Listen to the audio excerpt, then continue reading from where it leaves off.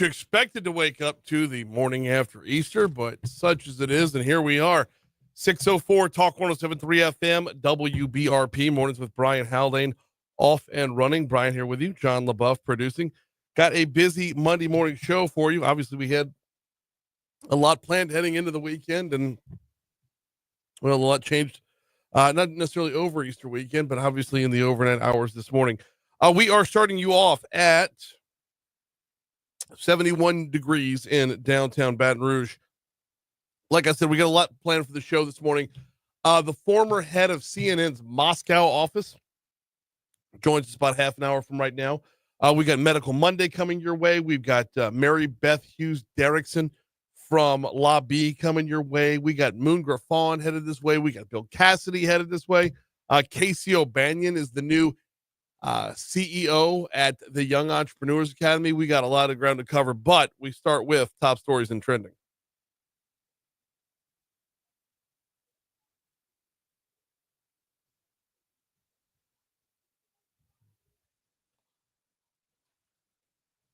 Number 5. A man was arrested Easter morning for allegedly shooting a gun from his apartment balcony. East Baton Rouge Sheriff's deputies were called to the Reserve at White Oak apartment complex around 6 a.m. due to gunfire in the area. Officials said they found Joel Francisco Campos Hernandez standing on a balcony with multiple live and spent casings on the ground below. Number 4. Louisiana's first confirmed case of measles in 2025 has been reported in New Orleans. This, according to the Department of Health, they said on Saturday. The person who tested positive is in isolation and has received treatment at a New Orleans hospital, but they were not hospitalized. They'll remain in isolation until no longer infectious. Number 3. Early voting is underway for the May 3rd election, and while you might be tired out from spring ballots, this is an important one. State Rep in District 67 is on the ballot, as is the millage for the DA's office, numerous millages for EBR schools, and the runoffs in St. George, just to name a few. Number 2. A 34-year-old man who has not been identified was shot and killed after exchanging gunfire with Baton Rouge police officers in a motel parking lot early Sunday morning. BRPD said the shooting happened in the parking lot of Super 6 Inn and Suites along Gwennetdale Avenue just after 3 a.m. BRPD officers were dispatched to the motel for a, quote, disturbance involving an armed male. Number 1. Pope Francis has passed away. History's first Latin American pontiff died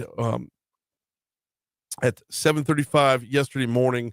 I should say 7:35 this morning, I guess, Rome time. The Bishop of Rome, Francis, returned. The statement from the Vatican said at 7:35 this morning, the Bishop of Rome, Francis, returned to the home of the Father. His entire life was dedicated to the service of the Lord and of his church. We will have a lot more on this story as the show wears on.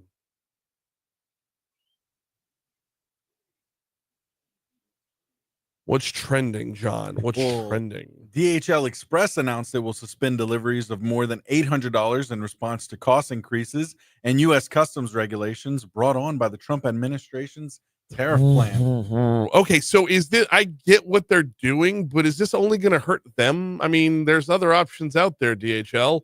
Like, okay, cool. We'll just FedEx, you know? Yeah. Now, I understand, like, there's a lot of confusion on things, and you could buy something online and you don't see the tariff until it's delivered. That's right. And then if you tell them to pound sand, well, now who's left holding the bag? Right? It's all things to consider. Yep. And I don't know if they thought this all the way through. Maybe a little too quick there. Hey, today the U.S. Army Corps of Engineers is conducting a test opening of the Bonnie Carey Spillway ahead of heavy rains that could lead to the Mississippi River flooding. So we haven't been following the Mississippi River level story very much, and it's getting to be more and more of a story because we started talking about bears last week. Remember? Yes. Well, that's a result of this. Yeah. When you have flooding up the Mississippi River, animals get pushed out of their habitats. I'm surprised we're not seeing a whole lot more like deer blocking the road. I think there was a story at WBRC about that over the weekend. Once animals start getting pushed out of their habitat, where do they go?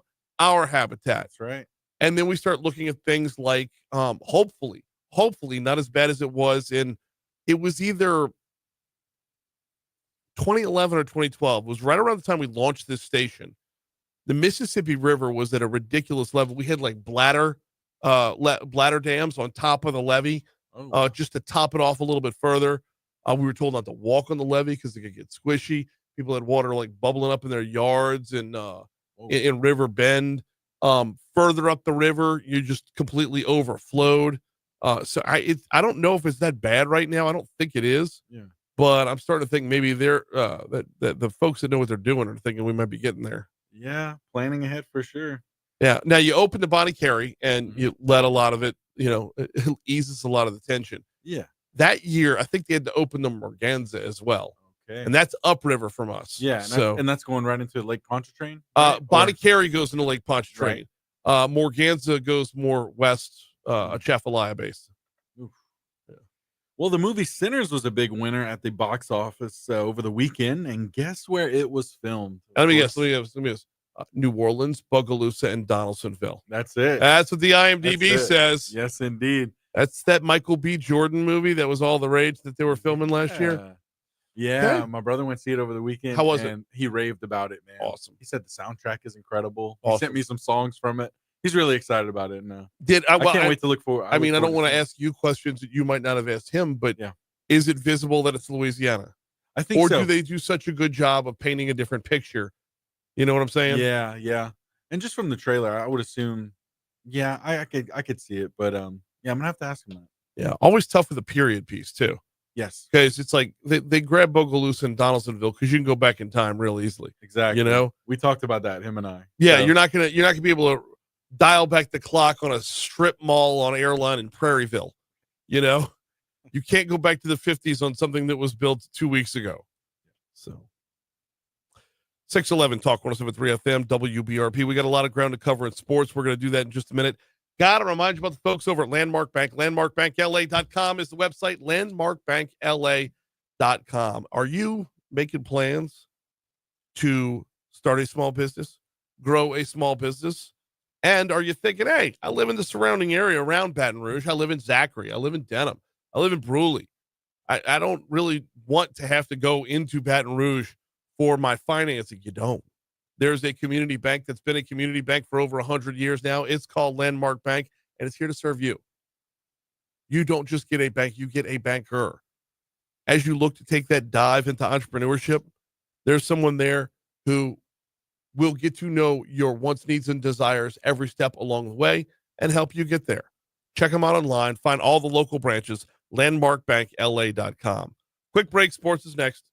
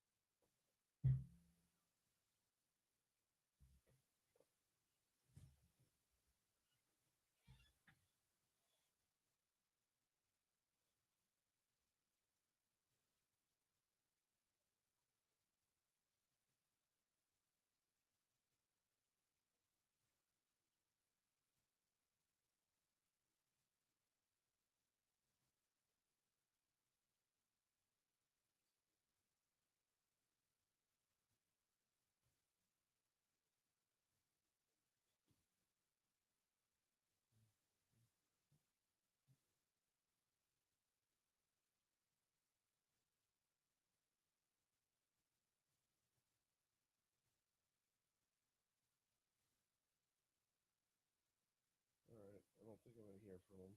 Damn it. Yeah, okay. I don't think I'm going to hear from ABC News about Jim Ryan coming on. So I need to go into ABC News call.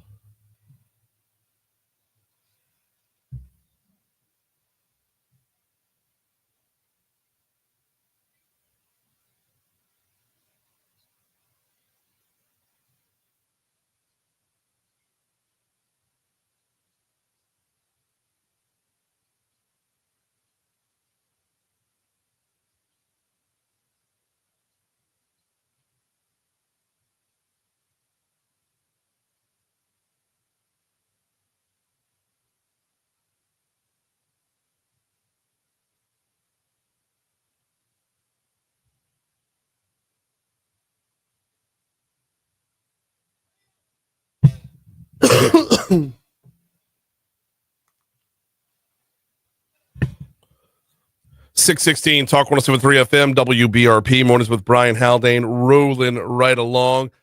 Baseball gets a series win, softball not so much, and gymnastics is all done for the year. Oh man, where to begin? All right, let's go ahead and start with gymnastics. As they were in the national semifinals on Thursday night, and they come up like a couple hundredths of a point short. Gymnastics was, let's see, their final score on Thursday.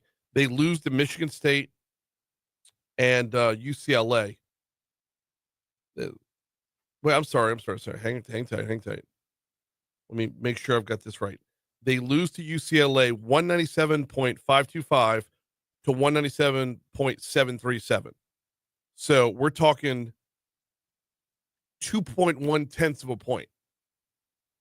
The difference there, bumping them down, and then they come back and they beat Michigan State 197.525 to 197.362. So in pairing things out, same score there.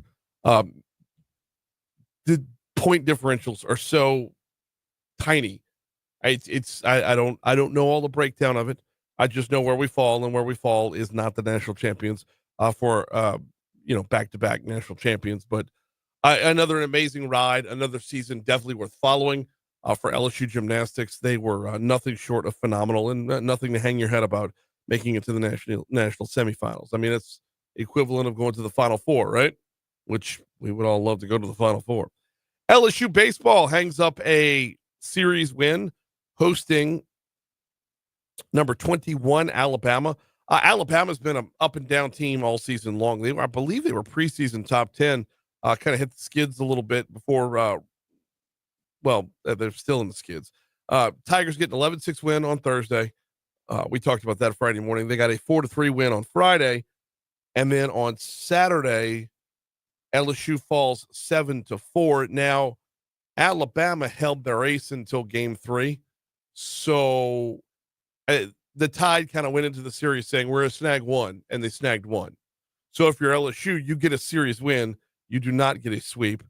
You are now 12-6 in conference play, which is awesome. It's on pace to be a national seed. The Tigers will host Northwestern State. They got the Demons in the box tomorrow night, 6:30 p.m. is your first pitch. You will hear that on our sister station, Eagle 98.1. And then they're going to stay home this weekend against Tennessee. Friday, Saturday, Sunday set hosting Tennessee. So looking forward to that one, especially looking forward to seeing Cade Anderson with a week plus a day on the rest. Is over the past couple of weeks, what we've seen from Cade Anderson is, you know what? No, I'm sorry. I'm not going to do that. He did not struggle on Thursday. I know he gave up 4 home runs, but in over like 92 pitches, he had 4 bad pitches. He was on point so much. He had 10 strikeouts on the night. It was not the box score, the line score were not indicative of the job that he did. So, and I'm not just saying that because he's Cade Anderson. He was on point. So, but with a week and a day's rest, he'll be back at it Friday against Tennessee. Over to LSU softball. Oh, we're going to run out of time here. LSU softball drops their series. They were hosting Texas heading into the weekend. They lost the first game, won the second, lost the third. Beth Torina's Tigers are now 36-10 overall, but 9-9 in conference play. Here comes the Fox Business Report.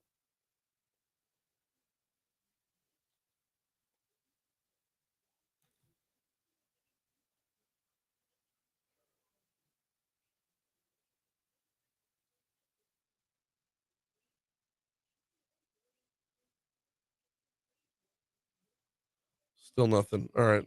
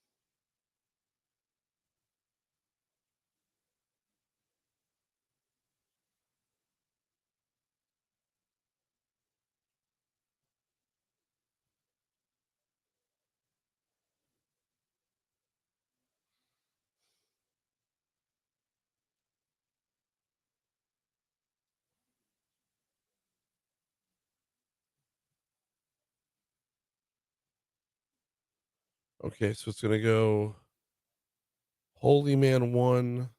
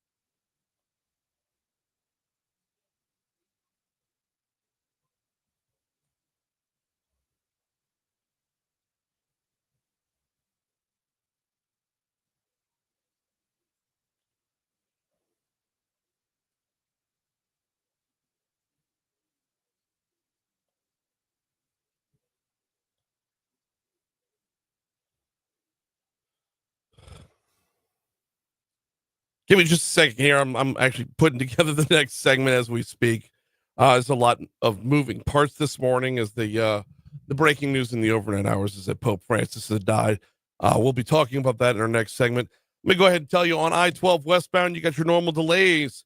12 west, way back by Range Avenue, it's going to slow down. It picks right back up again. And once it's moving, it is moving. So you're good on 12 west once you get past Range. 10 west coming in from Ascension Parish looks great as well. 10 East coming in from West Baton Rouge Parish is wide open. Both bridges look good. I-110 looks good as well. On your surface streets, there's one item that's on the big board here.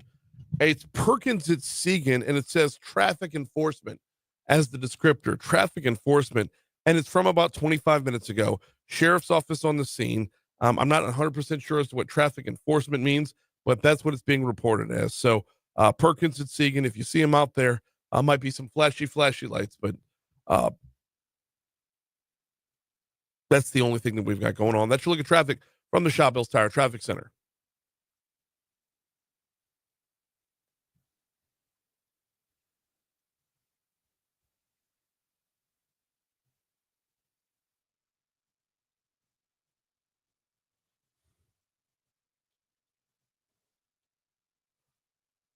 .624 Talk 107.3 FM WBRP. Mornings with Brian Haldane rolling right along. Okay, before we get into talk about the Pope, there was one more sports story that just spilled over, and I wanted to make sure we covered it. An absolute LSU legend is retiring. Patrick Peterson is hanging it up. No longer going to be an Arizona Cardinal. When you look at the annals of DBU, he is the best of the best of the best, right? And why is he hanging it up? Well, here's what he had to say. Not playing football for an entire year last year, was still working out, was still into it. But the more and more I started being around my girls, the more and more I started watching football, being on shows, the more comfortable I got. So my fire started to dwindle a little bit. And I always said, once I don't have the desire to work out or, don't have the urge to get up in the morning to go do anything football related, my time was done. All right, absolute LSU legend. So Patrick Peterson retiring.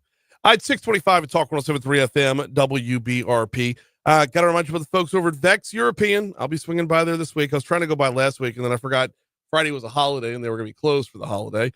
So I need to be on their schedule this week. If you drive a European vehicle, if you drive a BMW, the Pope Mobile is a Mercedes-Benz. I bet you Vex can help out. They need to tune that up before electing a new Pope.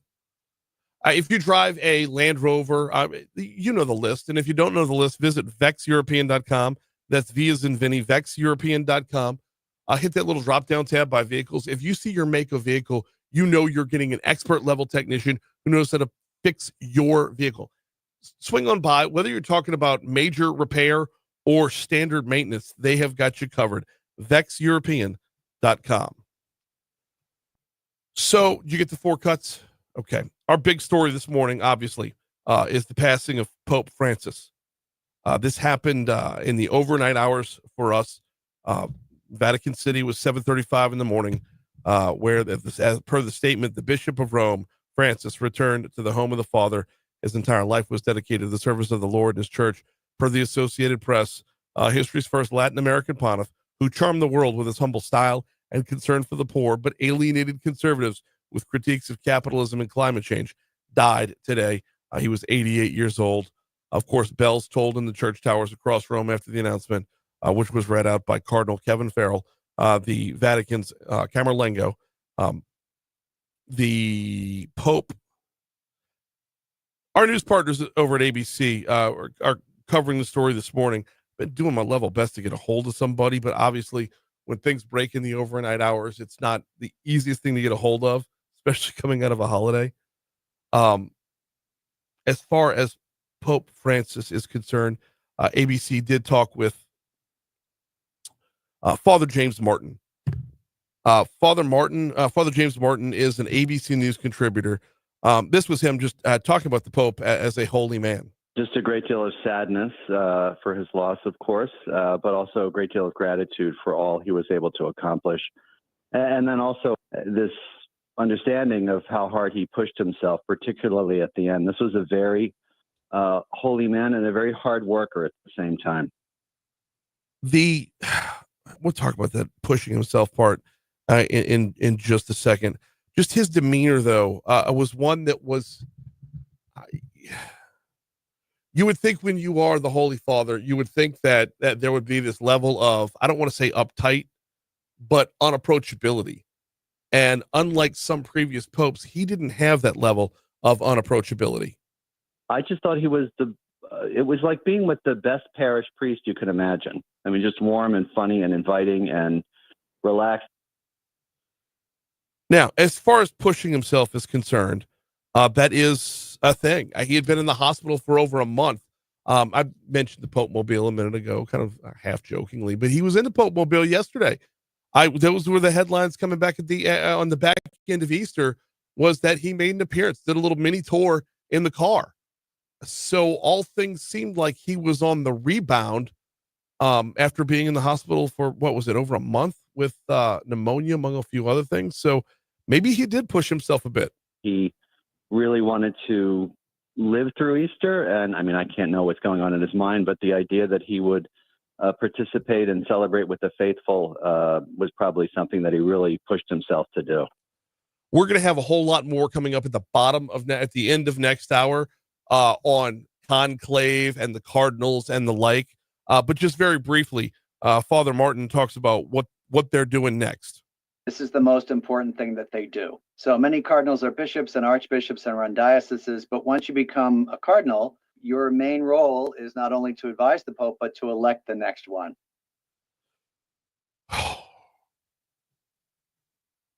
Busy year for the Vatican. It is a jubilee year in the Catholic Church.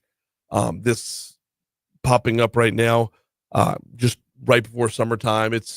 There's absolutely a lot going on, and the questions that are going to arise are going to be about the politics.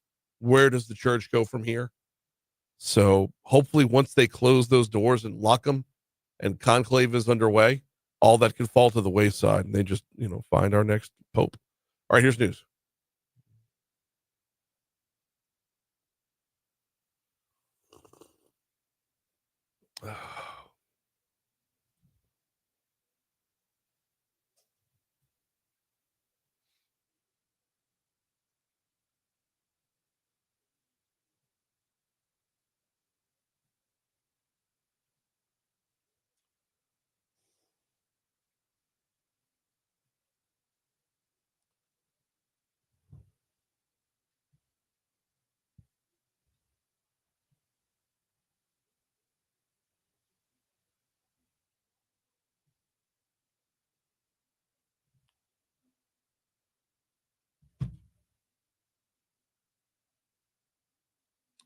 Literally just played this.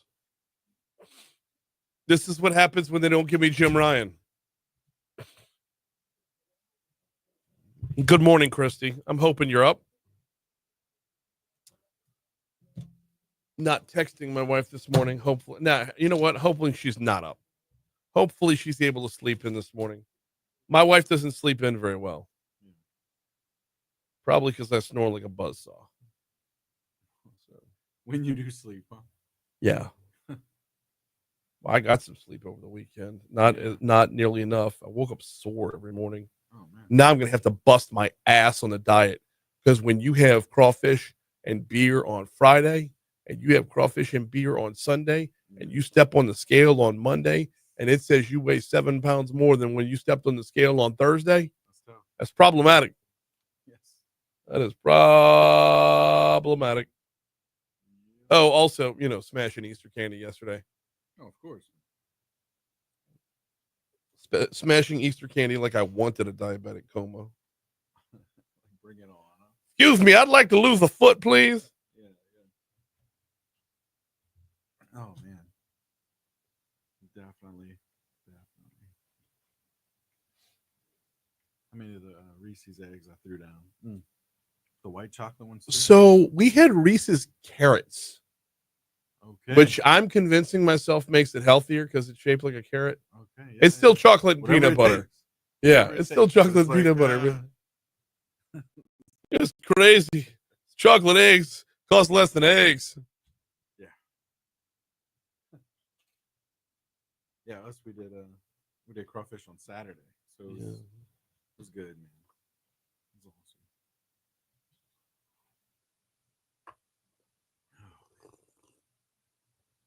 awesome. Oh. Good morning, Renee. And Byron's in there too. Who else is in this morning? Oh hell! What is this? Nope. All right, never mind. I guess I don't get to see who's in this morning. Yeah. Well, good morning to everyone who is there. Oh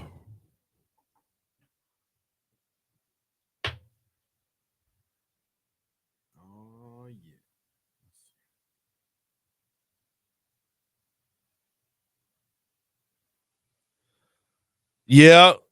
Wayne says I avoided the square step of painful numbers as much as possible. Got to stay off that thing for a week. So yes, my problem is that I need it to know where I'm going. Like I need to be told I'm fat on a regular basis. yeah. Oh, I got something off the printer. And I'll take the stairs.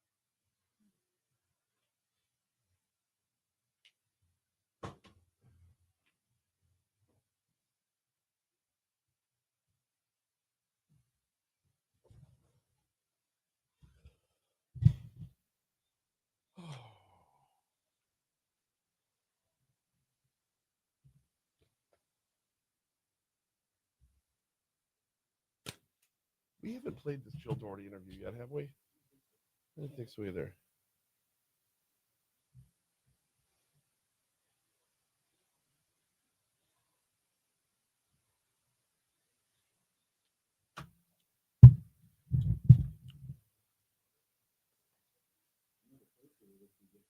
Yeah, all right.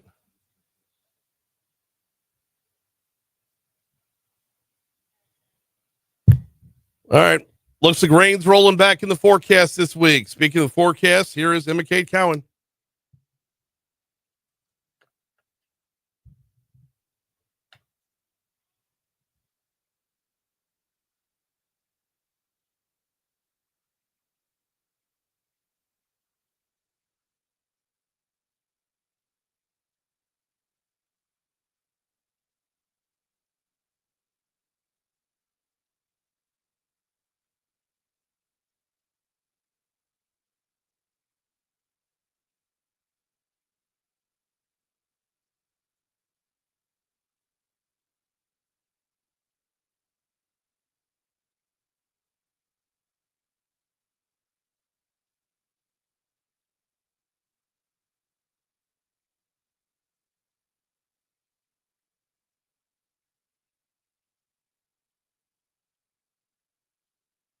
Getting to be about that time where we break down the summer required reading list. This year, we're starting off with My Russia, What I Saw Inside the Kremlin. Former CNN Moscow bureau chief Jill Dougherty joins us now. Jill, welcome to Talk 107.3. How you doing this morning? Oh, I'm doing fine. Thank you very much, Brian. Really glad to be here. No, glad to have you on here. Glad you're taking this look inside, or you have taken this look inside the Kremlin. Before we get into the book, My Russia, before we get into the book, I want to talk about what was your motivation to write this? What made you want to put pen to paper here? Well, I started studying Russian in high school, and I've always been interested in it. And then it became my career. And over the years, people would say, "Hey, Jill, you have to write a book."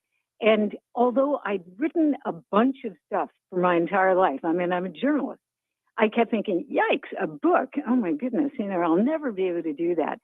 But I started thinking about it probably 6 years ago.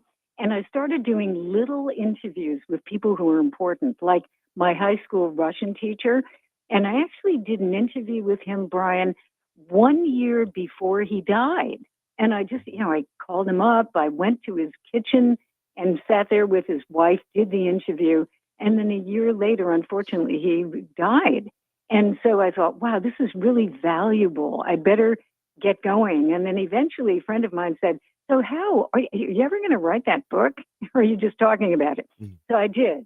And it turned out to be, I'd say, a combination of Cold War history, which is my background.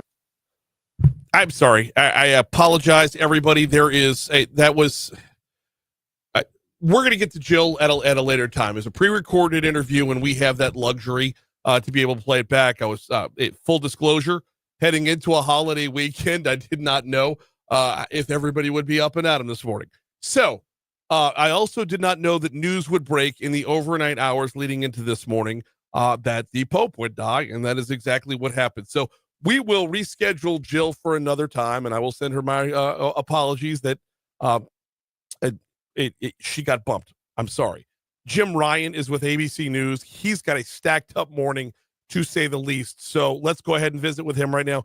Jim, good morning. How are you, sir? Good morning, Brian. Yeah, we learned last night that the Pope had died. Funny things happen like that in the middle of the night. You never can expect it. But this was the note that came, Brian. At 7:35 this morning, the Bishop of Rome, Francis, returned to the home of the Father. That was the message coming from the Vatican related to the death of Pope Francis. He had been Pope for 12 years, just over 12 years now. He had been sick. He was in the hospital for 5 weeks. The church said that he came close to death 5 times during his hospitalization, Brian, but eventually was discharged. And I think to the shock and amazement of a lot of people, was there on the balcony at the Vatican yesterday and took part in the blessing of that crowd, the blessing of the world, as a part of Easter services. Then we learned that hours after taking part there in Easter, he had died. Why? And I saw a story, Jim, that he had hopped in the Pope mobile to do a couple laps around around the Vatican, kind of a mini tour, if you will. So are we to assume, I don't know if they've announced cause of death, but are we to assume this is just the extenuation or extension of the pneumonia? I suspect you're right. Yeah, and no cause of death yet officially. We'll find that out later today, I suspect. But I think is undoubtedly a result of these pulmonary issues that he's had. He's had lung problems for years. Had one of his lungs removed many years ago, long before he became the Pope. But that kind of plagued him, may have folded him into the papacy. And this 5-week stint in the hospital, I think a lot of folks figured, well, that's going to be it. And no, it wasn't. He pushed himself and actually survived through Easter, Right. the holy date in the Christian calendar. And overnight, then we learned about his death. All right, walk us through. And I'm a Catholic, so walk us through process here. The period of mourning, the welcoming in of the cardinals, and when we get conclave underway. So there's a 9-day period of mourning. We're getting notes now about every step of the process, the removal of the body to the coffin. We'll have messages about the moving of the casket then into Vatican Square and out there into the place where it will rest. And then, yes, the cardinals from over 70 countries around the world will head to Rome. They will participate in the College of Cardinals and make that decision. There was a great movie, and I'm sure you saw it, Brian, The Conclave. Oh, yeah. It's fiction, but it offers really a fascinating inside look at the process of choosing popes. So if you haven't seen that, or you're interested in what the actual process is going to be like, see that movie. It's a great movie anyway. Yeah, it is. It is until it isn't. I mean, depending on perspective. I don't want to give spoilers or anything, but you know where I'm going with that. Yeah. So getting back to this, well, I tell you what, sticking with that, when the Cardinals get there, there's typically some front runners and there's people who follow this stuff. Do we have any idea of who some of the front runners are going to be?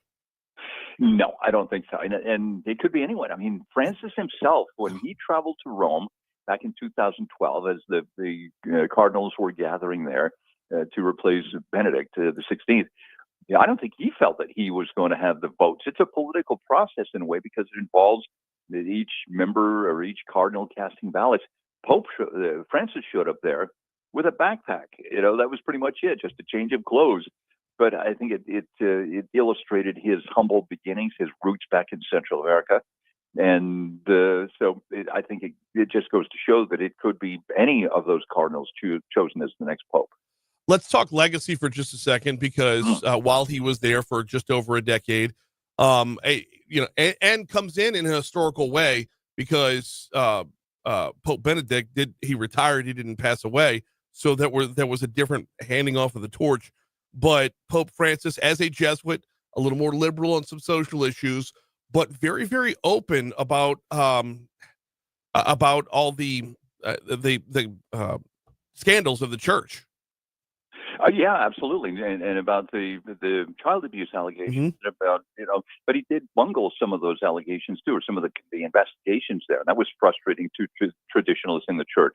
But you're right; he was willing to confront those things head on, willing to take on issues that might have been unpopular within the church in the past, embracing the migrant community, the disenfranchised, even commenting on a priest who was gay, saying that it's not his place to judge. I think that was a sign of reaching out to the LGBTQ plus community. And so lots of controversy, but certainly a legacy that'll be studied for a long time, Brian.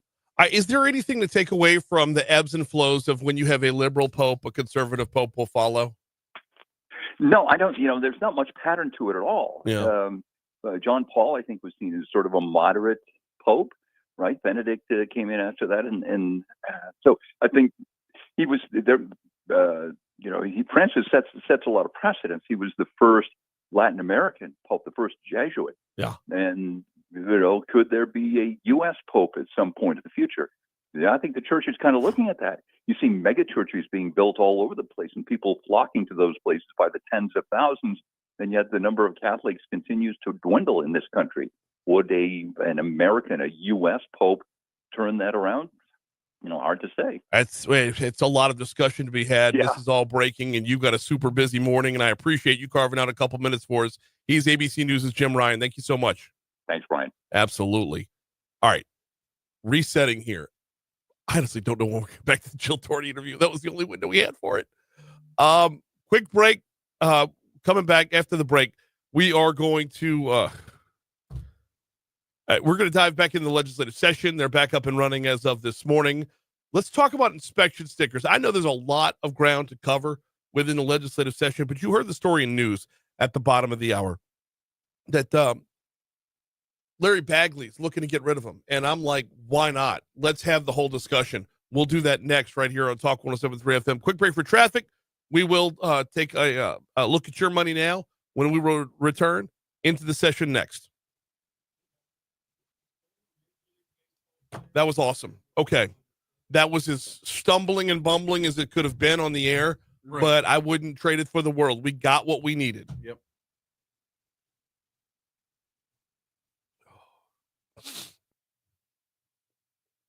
Yeah, when I heard his voice, I was like, "Oh, Oh, as soon as I saw the Yeah. phone ring, I'm like, mother, they got him for me. So, it came through." okay. Guess what? Friday morning at 6:35, Jill Dougherty. I don't know. I don't have another spot until then. We are so stacked up. Yeah. Well, no, well, that works. Hmm. Golly.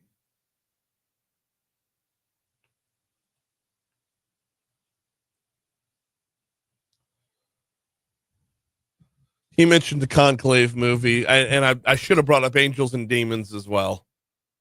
Dan Brown's Angels and Demons. Have you seen Conclave? Not yet. That's the one on that's Netflix, right?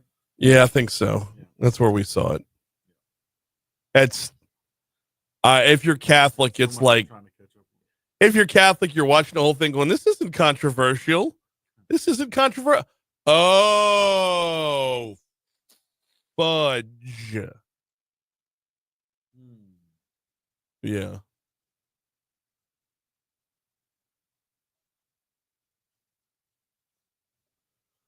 There's a part of it, though. Let me hop back in the chat. There's a part of it, though, where it's like, you realize ain't none of this shit believable, right?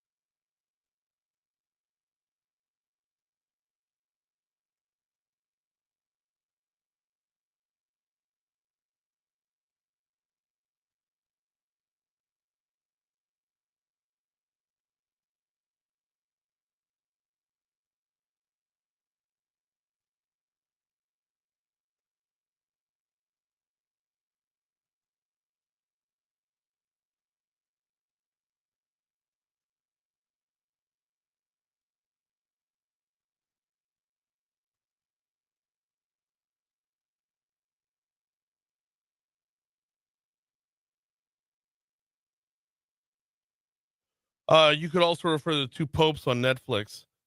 Yeah, actually, that had conclave. Yeah, you're right. It absolutely did. Galen says allegations. Hardly. I don't.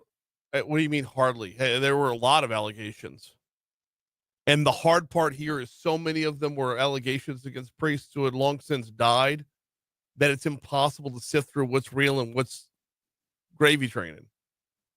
I know, because a lot of shit was bad, but I don't know if it's as like. Was it as bad as was portrayed?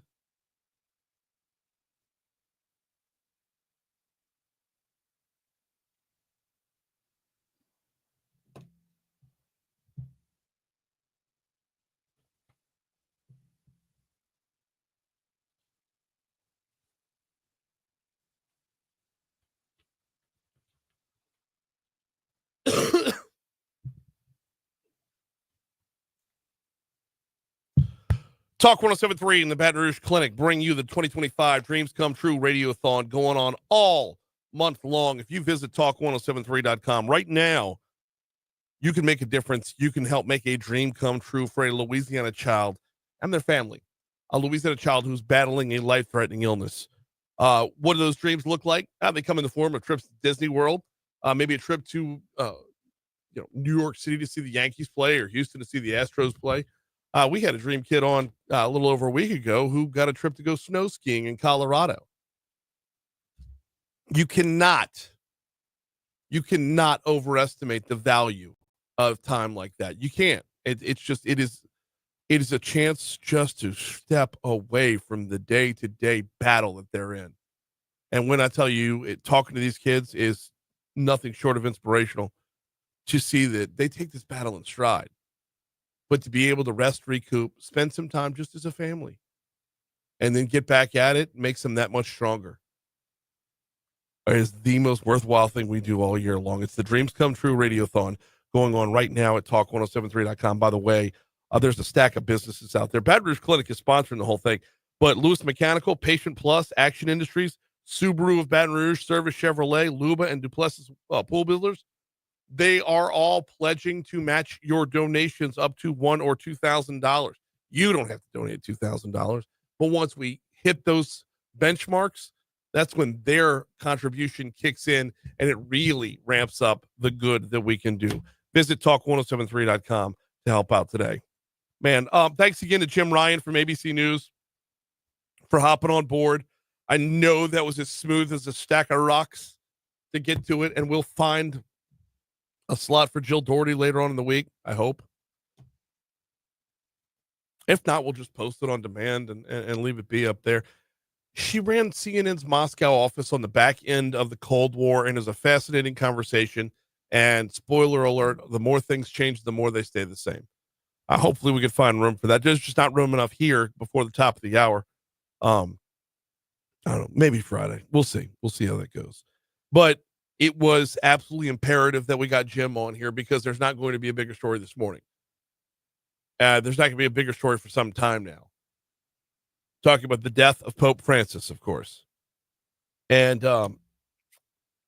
Jim, Jim had mentioned we were talking about next steps and whatnot, and we got 9 days before the Cardinals go in, and they'll go into conclave, and we'll have the black smoke, the white smoke, when black smoke every time there's a vote without a new pope, and then white smoke once we get a new pope. He mentioned the movie Conclave, which if you haven't seen it, I'm not going to spoil it. If you have seen it, there's all this controversy around it. It really leaves the rails as a film. It really leaves the rails. It completely jumps the shark. I don't want to spoil it, but there's other movies out there that where you've gotten glimpses of Conclave. Angels and Demons. Remember Dan Brown, the guy that brought us the Da Vinci Code? Catholics still up in arms about that one too.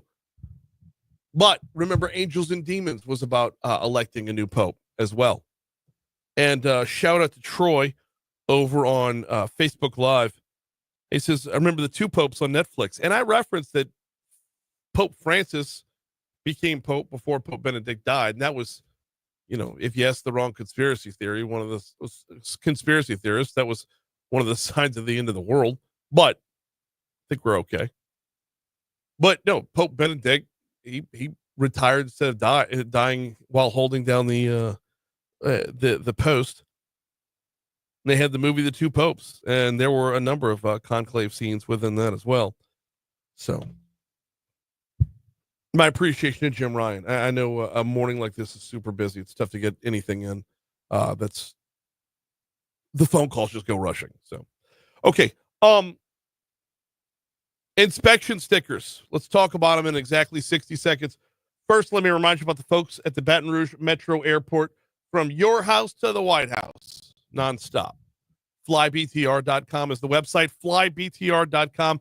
I love telling you about the direct flight to our nation's capital. It flies into Reagan National every day. In fact, it's coming up in about 15 minutes from right now is when that bad boy's going to take off. And we'll come home this evening. Return same day. You don't even have to stay there. And I love it.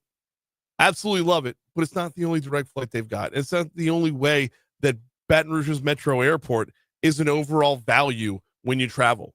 Whether you're traveling for business or you're mapping out your family's vacation over the summer, give them a look first, if you wouldn't mind. FlyBTR.com. So you heard it in news at the bottom of the hour. State Representative Larry Bagley going after legislation that would eliminate the need for passenger vehicles to have an up-to-date inspection sticker, or if you're from New Orleans, a brake tag. This is his fourth go at this. Bagley says Louisiana is the only red state that requires them.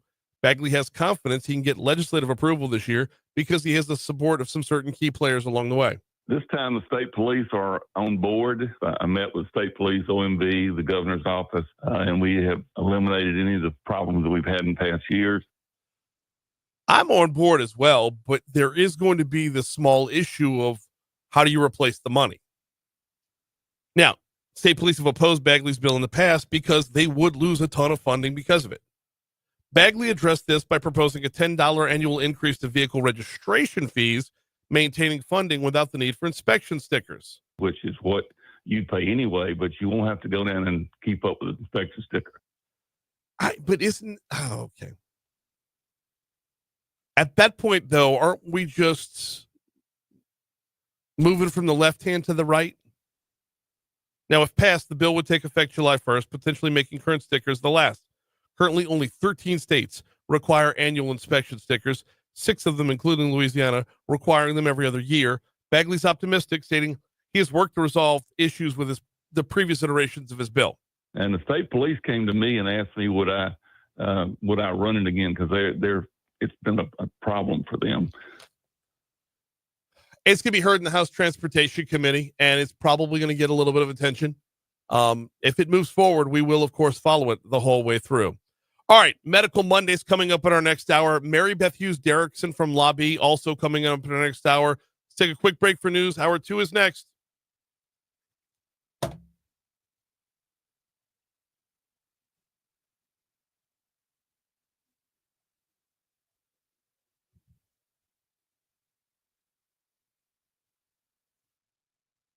Galen says, that's my point. A lot of shit was bad. I know. And I'm not trying to downplay it, right? Because you can't. It's vital to, you can't heal a wound until you've opened up that wound. It's like the conversation we had with Anson Frericks about Bud Light. They can't move forward until they've apologized for what they've done. I know that's on such a smaller scale, but it's the same is true with the Catholic Church. You can't move forward until you've completely cleaned and addressed the wound. That being said, a very small percentage of priests fall into this category.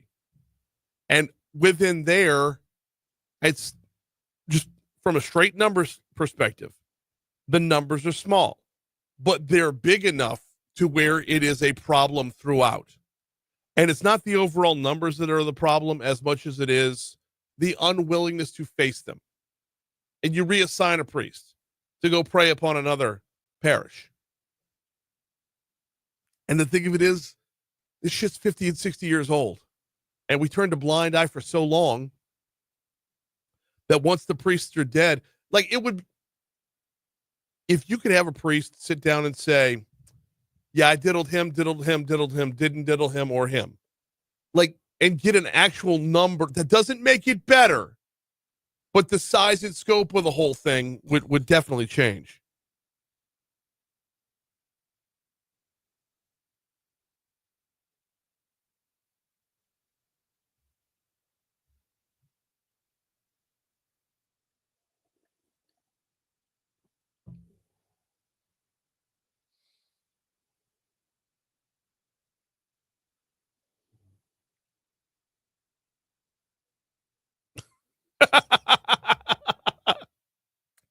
Okay. You're right. Shout out to my boy Chandler. Don't forget about Euro Trip. Conclave was part of that as well. Oh God. Thank you. I was getting bogged down and a little bit too serious right there. That was awesome.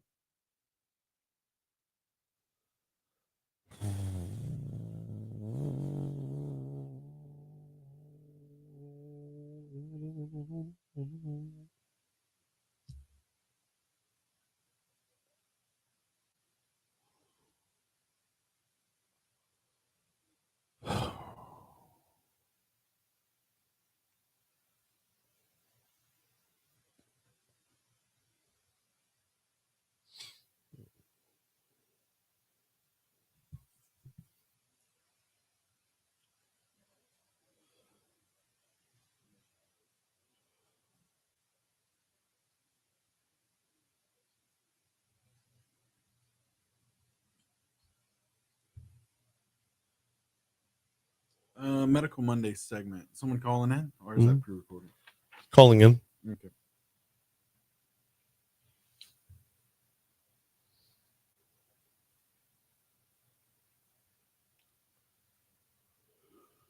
Ooh, yeah. Oh.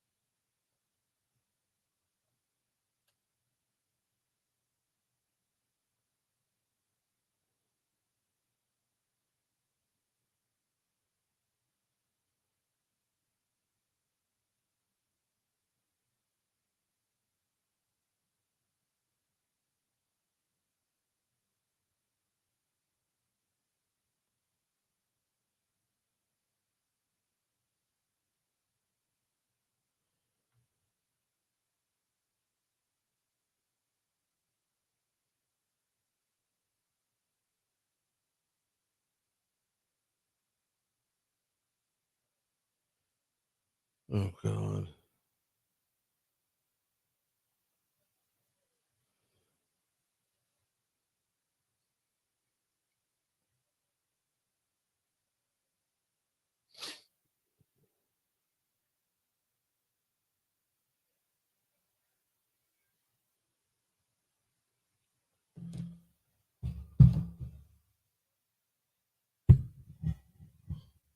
.705 Talk 107.3 FM WBRP. Hour 2 of Mornings with Brian Haldane coming your way right now. Brian here with you, John LaBeouf producing, getting you ready for a busy hour as we will have Medical Monday coming up exactly 10 minutes from right now. Also this hour, Mary Beth Hughes Derrickson from LABI, the Louisiana Association of Business and Industry. She is going to join us. We got a lot to talk about when it comes to One Door. What is One Door? Well, we'll get into it. I'll get people back into the workforce.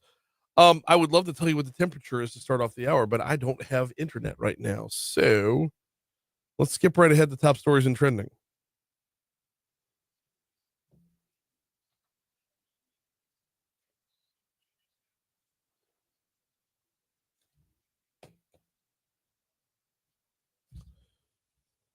Number 5. Man was arrested Easter morning for allegedly shooting a gun from his apartment balcony. East Baton Rouge Parish Sheriff's deputies were called to the reserve at White Oak. Can you see who this is? They were called to the reserve at White Oak apartment complex around 6 a.m. due to gunfire in the area. Officials said they found Joel Francisco Campos Hernandez standing on a balcony with multiple live and spent casings on the ground below.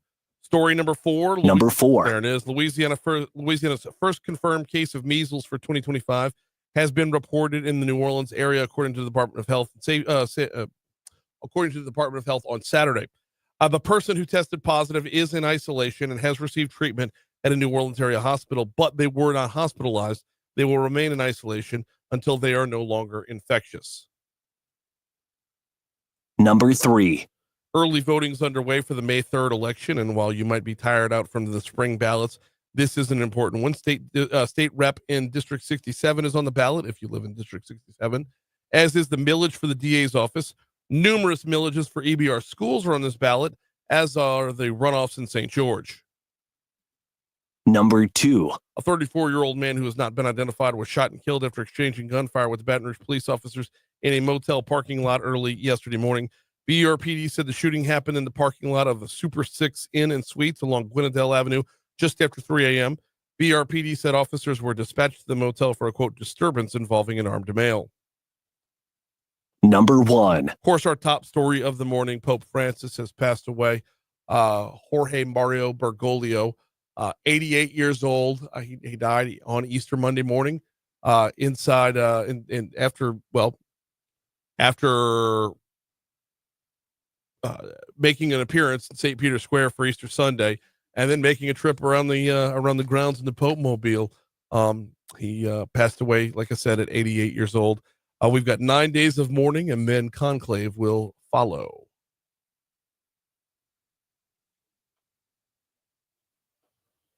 What's trending there, John? Well, DHL Express announced it will suspend deliveries of more than $800 in response to cost increases and U.S. customs regulations brought on by the Trump administration's tariff plan. So, okay. I mean, I can't figure out if they're cutting off their nose to spite their face with this one. Possibly. It's because we've still got a lot to sift through with the tariffs and whatnot. And we've heard stories about people, ordering things online, and then the tariffs weren't implemented until delivery. Well, if I order something for like $5 on Temu, and then it gets to my house and they're like, oh, this is gonna be like $700. Well, that would still be under their cap. But I see where they're coming from. When it comes to sifting through all the tariff stuff, who's left holding the bag? That's the question. That's the question. That's the real question. Now, the flip side of this is, if DHL is no longer a delivery option, doesn't that just mean more business for FedEx and Amazon, or FedEx and UPS? One would think, right? And like you said, I mean, are they shooting themselves in the foot? Are they cutting their nose to spite their own face? All these things they've got to consider, right? I mean, I don't know did they think it all the way through? I don't know. Hey, today the U.S. Army Corps of Engineers is conducting a test opening of the Bonnie Carey Spillway ahead of heavy rains that could lead to the Mississippi River flooding. Okay, so anybody who knows me knows I'm a total river nerd. And after the show is over today, this is what I'm, pardon the expression, diving into. Like, I want to know everything. When this station first launched back in 2011, I believe it was the spring of 2012, we had like record high river levels. They had this bladder dam on top of the levee in downtown Baton Rouge just to buy us an extra foot worth of levee.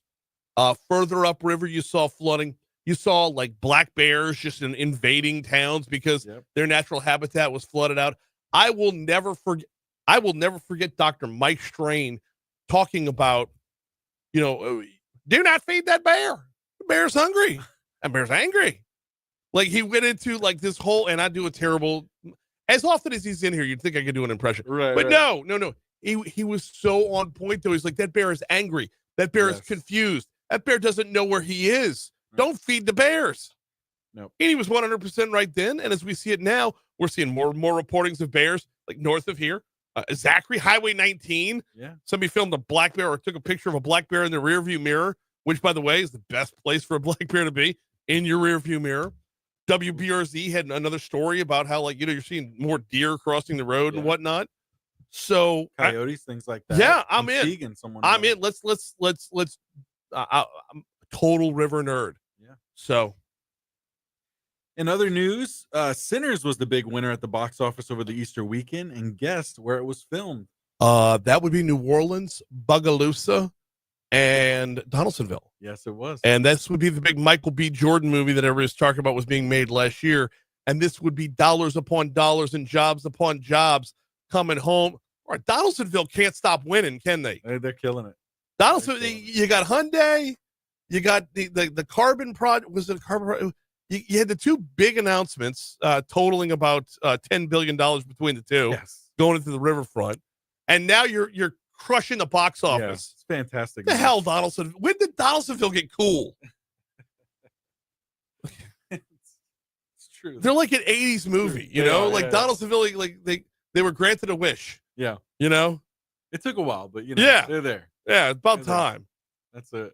This is the best Donaldsonville has looked since they were the state capital. Okay. All right. Yeah. 712 Talk 107.3 FM. Quick break. We got Medical Monday next.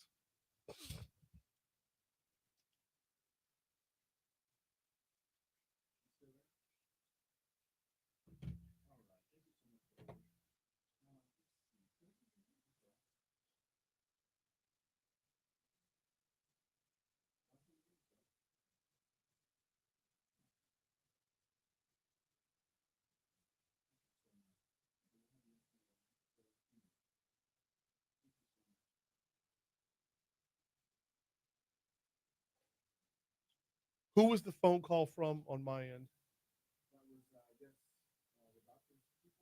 Okay. Okay.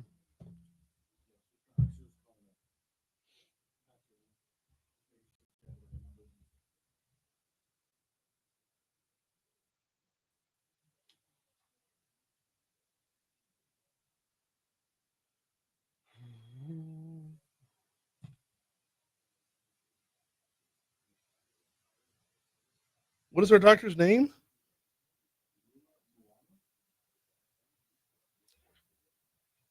I want to make sure I'm pronouncing your name right. Can you give me your correct pronunciation? Mwala. And the first name? Rula. Okay. All right, coming your way in less than 60 seconds. Thanks. I said we're coming your way in less than 60 seconds. Thanks. Thanks.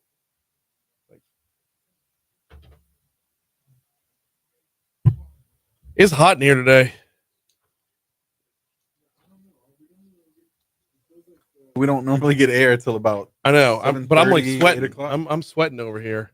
Now, granted, I am 100% sodium and beer right now. Like, I am literally built of crawfish this morning.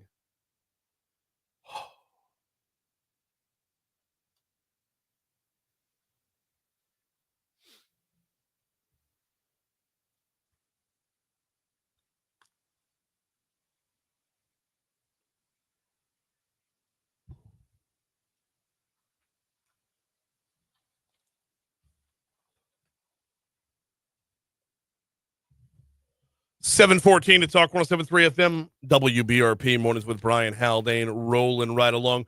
We are about to dive into Medical Monday in just a quick second. I do need to take a moment, however, to remind you that Live After 5 is back this week, and yours truly will be emceeing. Not only that, but Guarantee Media's own Vicky Cave is going to be performing. Fat Hat's taking the stage 5 to 8 p.m. for Live After 5. So back at it in Roar Plaza, downtown Baton Rouge, Friday, 5 p.m., Live After 5 coming your way. All right, it's time for Medical Monday. Let's roll.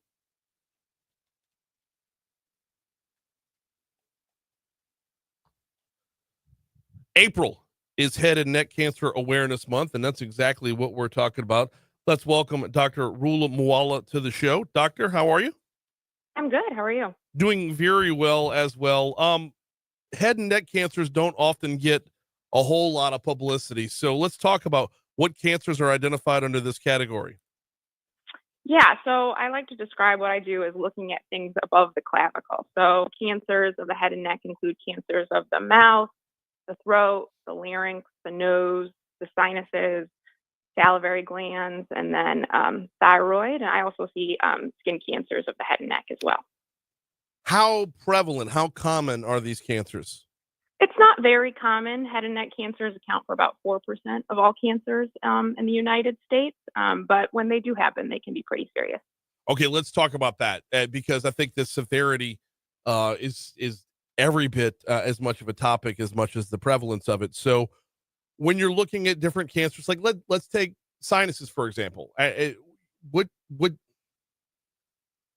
do we know about like just how deadly they can be?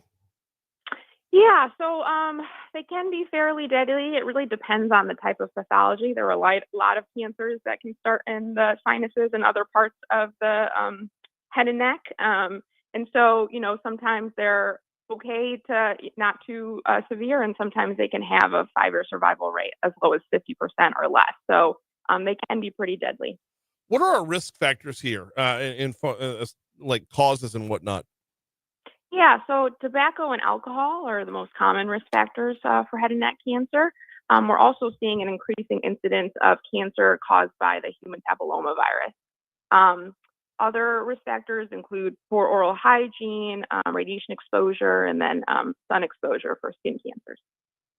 We're talking with Dr. Rula Moala as part of Medical Monday. We're talking about head and neck cancer. So let's talk about symptoms. What are we looking for, and when does that reach the tipping point to see a doctor? Yes. So a lot of these patients present with just a neck mass that doesn't go away and no other symptoms. So that's definitely a reason to get checked out. Other symptoms can include mouth pain, throat pain that doesn't go away after a couple of weeks, difficulty swallowing, changes in your voice, ear pain, or weight loss. The early detection is important for every type of cancer out there. So let's talk about early detection and what goes into the process of getting these things diagnosed. Yeah, absolutely. So for sure, early detection is very important in head and neck cancer. And because of where it is, it can sometimes be hard to find. So routine checkups with either primary care physician or and dentist regularly are really the best way to kind of identify these things early. And then if there is a concern, they'll then refer you to someone like myself, an ear, nose, and throat professional, to do a more thorough exam, potentially a scope. Walk us through that process, because I know when it comes to the actual diagnosis, it's kind of, there are some things that are the same for every cancer and some things that are very different for every cancer. So walk us through a little bit more on that diagnosis end once they get to your office. Yeah. So we do, we'll take a history and then, look for those risk factors I talked about. And then we'll do a pretty thorough exam of the mouth, feeling the nose and the neck. And then we do something called a laryngoscopy. So we take a small camera, put it through the nose, and that allows us to look at some of the structures that we can't just see by looking in your mouth, like the back of the throat, the larynx, those types of areas, as well as the sinuses. Is the patient sedated for that? That sounds uncomfortable. Yes, they are not. I tell patients all the time, it sounds way worse than it is. Okay. So, yes, it does. Yes. We numb people's noses up, and that helps a lot with the process. Gotcha. But really, it takes less than a minute for the most part, and the vast majority of patients do very well. And most people tell me it's not as bad as they were expecting it to be. Oh, so that's probably the way you want it, though, right? Like the anticipation is worse than to hear people go, "Oh, that wasn't bad." That's probably a lot better than the other way around. Exactly. We're talking with Dr. Rula Moala about Head and Neck Cancer Awareness Month. Let's talk a little bit about treatment once things are found, and feel free to dive in across the board here, because you mentioned a number of different head and neck cancers. I would imagine treatments are different for all of them.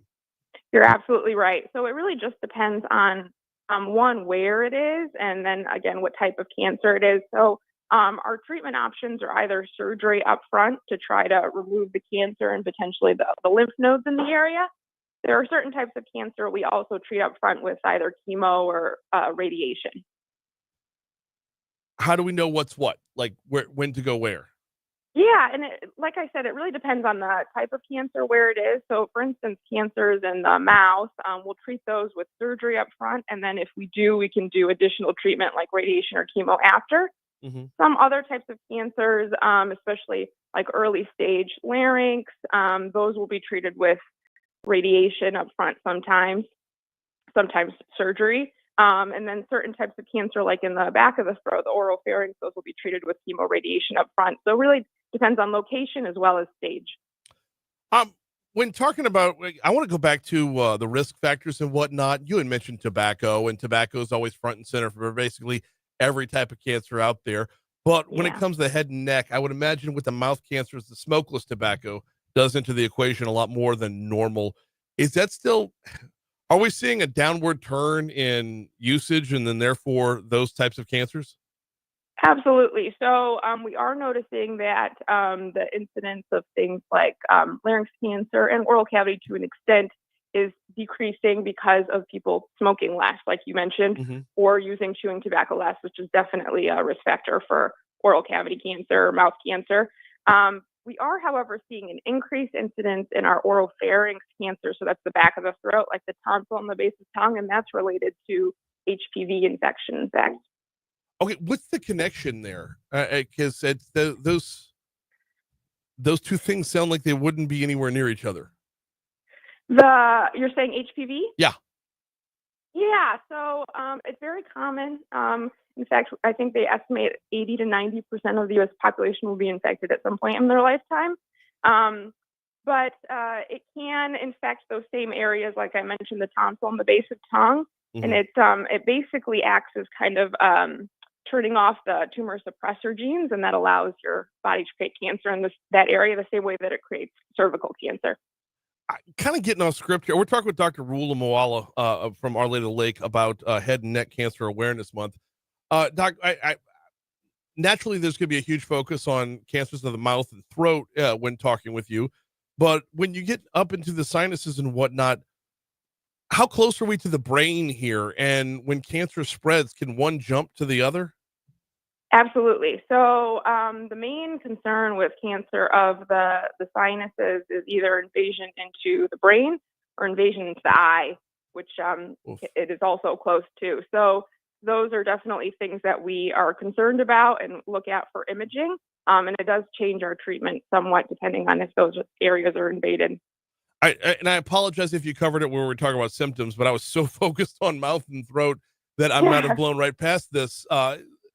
Sinus cancer, what would be symptoms there? What could people be on the lookout for there? Yeah, so sometimes it can be as less obvious as just like nasal blockage, which obviously a lot of people have. Right. But if it's one side and it's lasting for an extremely long period of time, that's probably a reason to get checked out. You can have nosebleeds. That can be a sign, and then any changes in vision, like double vision, are definitely a sign to get checked out, or, confusion, those types of things, any altered mental status, like we call it. Let's talk about risk reduction here. I know you're going to say quit smoking and quit using tobacco, but other than that, risk reduction, how can people reduce their risk of contracting any types of head or neck cancers? Yeah. So like you said, the most important thing is definitely quitting smoking. We know that significantly increases the risk of head and neck cancer and alcohol consumption. Good oral hygiene. So brushing your teeth regularly, going to the dentist regularly, we know decreases the risk of mouth cancer. And then the other thing is getting vaccinated against HPV, especially when you're young, can definitely decrease the risk of those throat cancers.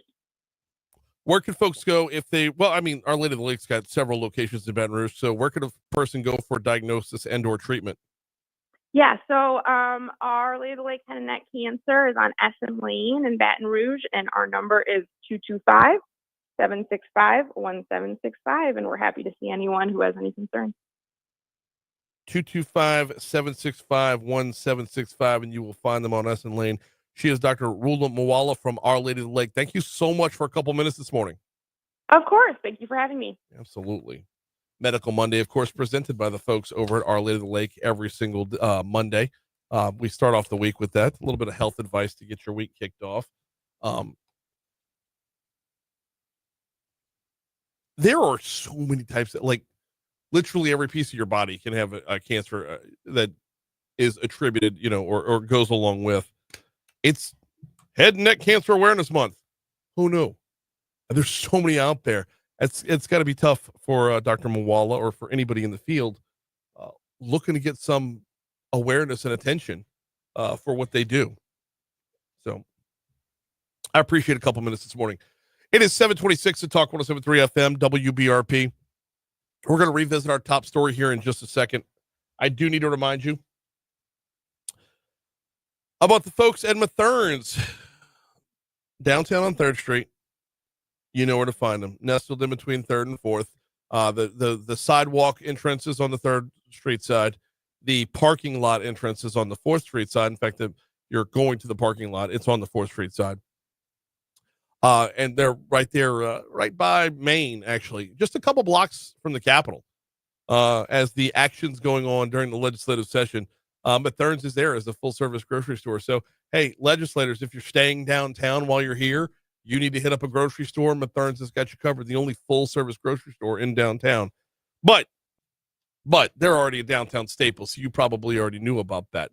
What you might not know, now I'm talking to the folks in the Highland Kenilworth area, is Mathern's is back to their OG Baton Rouge location. The family you miss, the prices you miss have come back home. Highland Road, just west of Kenilworth Parkway. Mathern's Market is back. Used to be Kenilworth Supermarket back in the day. Then it became something else, and now it's back to being Mathern's Market at Kenilworth. If you don't yet have the Mathern's app, please download it today. Take advantage of all the great deals every single week. I know heading into Easter weekend, they had deals on both charcoal and crawfish boil. Couldn't be more apropos, right? Saving $1 here, $1 there, and when you're earning cash towards more groceries every time you shop, it really does escalate. So download the Mathern's Rewards app today. All right, top story this morning, and I want to go back to those cuts from last hour if we could, John.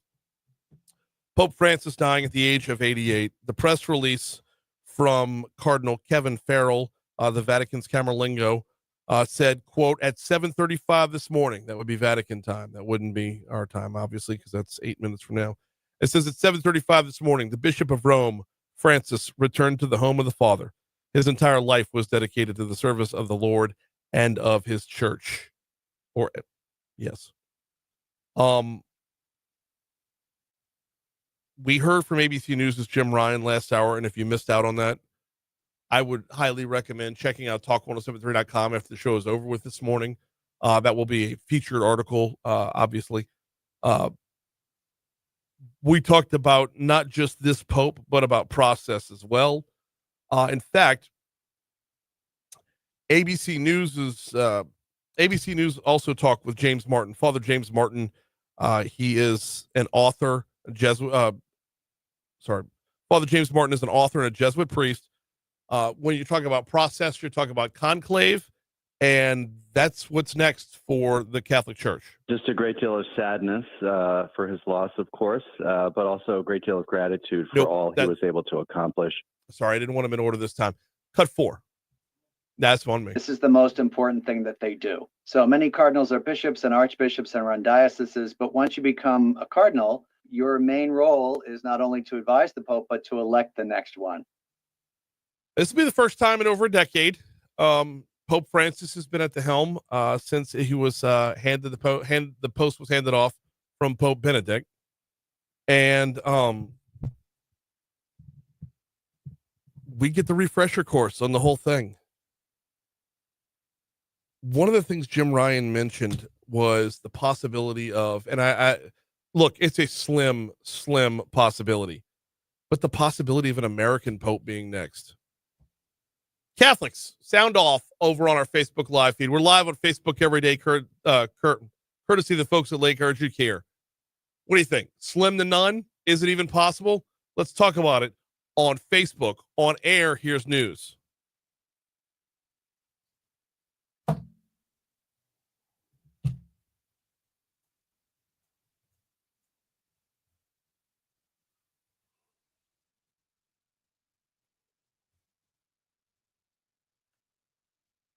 Yeah, my bad. You threw up before, but It's all right.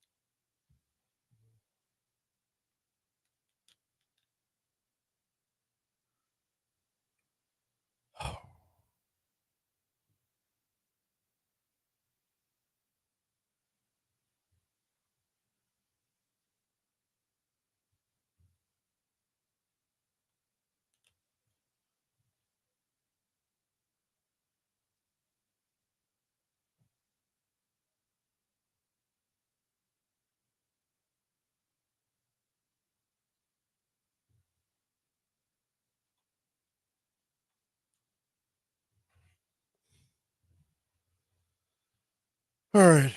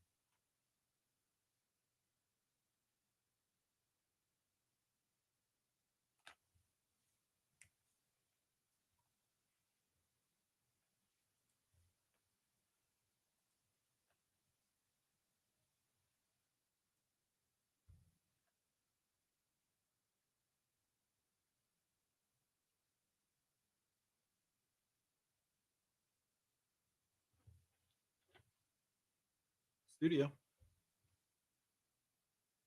Hi, yes, ma'am. Good morning. Let's see. Yeah, we'll have you up here in just a few minutes. Thank you.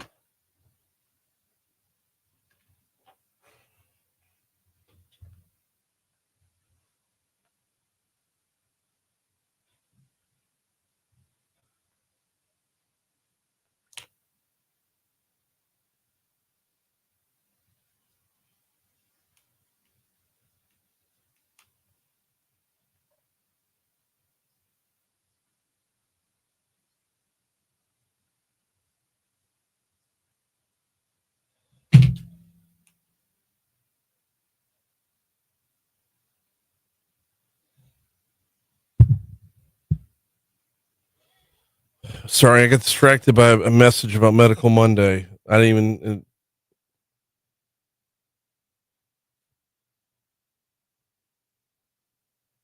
Nope. Why is this on Reels? I don't want Reels. Son of a butthole. Whoa.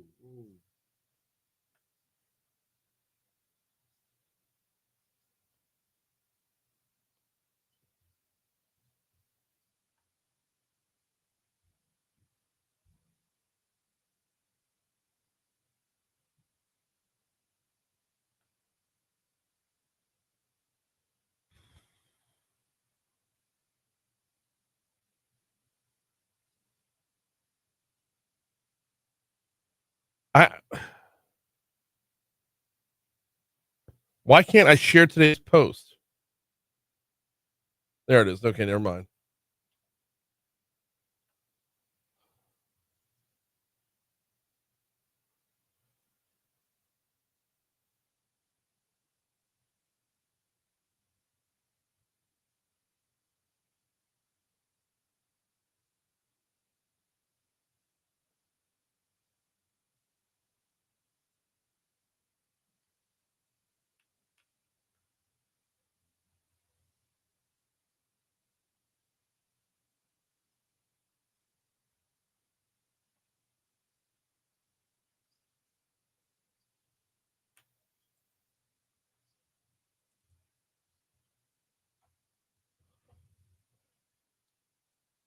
Looks like we got some rain coming our way this week. Here with your full forecast is Emma Kate Cowan.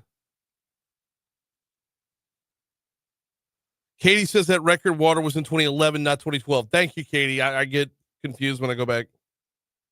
Yellen says, I don't think I'll ever see an American Pope in my lifetime. Me neither. You don't want to hear my Mike Strain impersonations because I can always do a John Kennedy impersonation instead. So there's that. Brian, I'm telling you. See, I can't. It's always John Kennedy. I mean, life's tough, but it's tougher when you're stupid.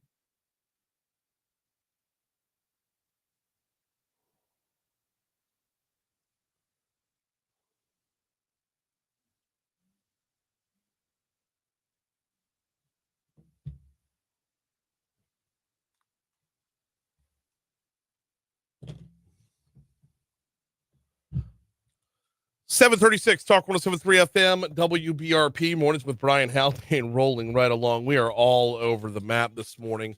The legislative session gets them back in this morning. Of course, the passing of Pope Francis. You can check out the interview with Jim Ryan after the show is over with. ABC News' Jim Ryan stop by in the 6 o'clock hour to talk about it.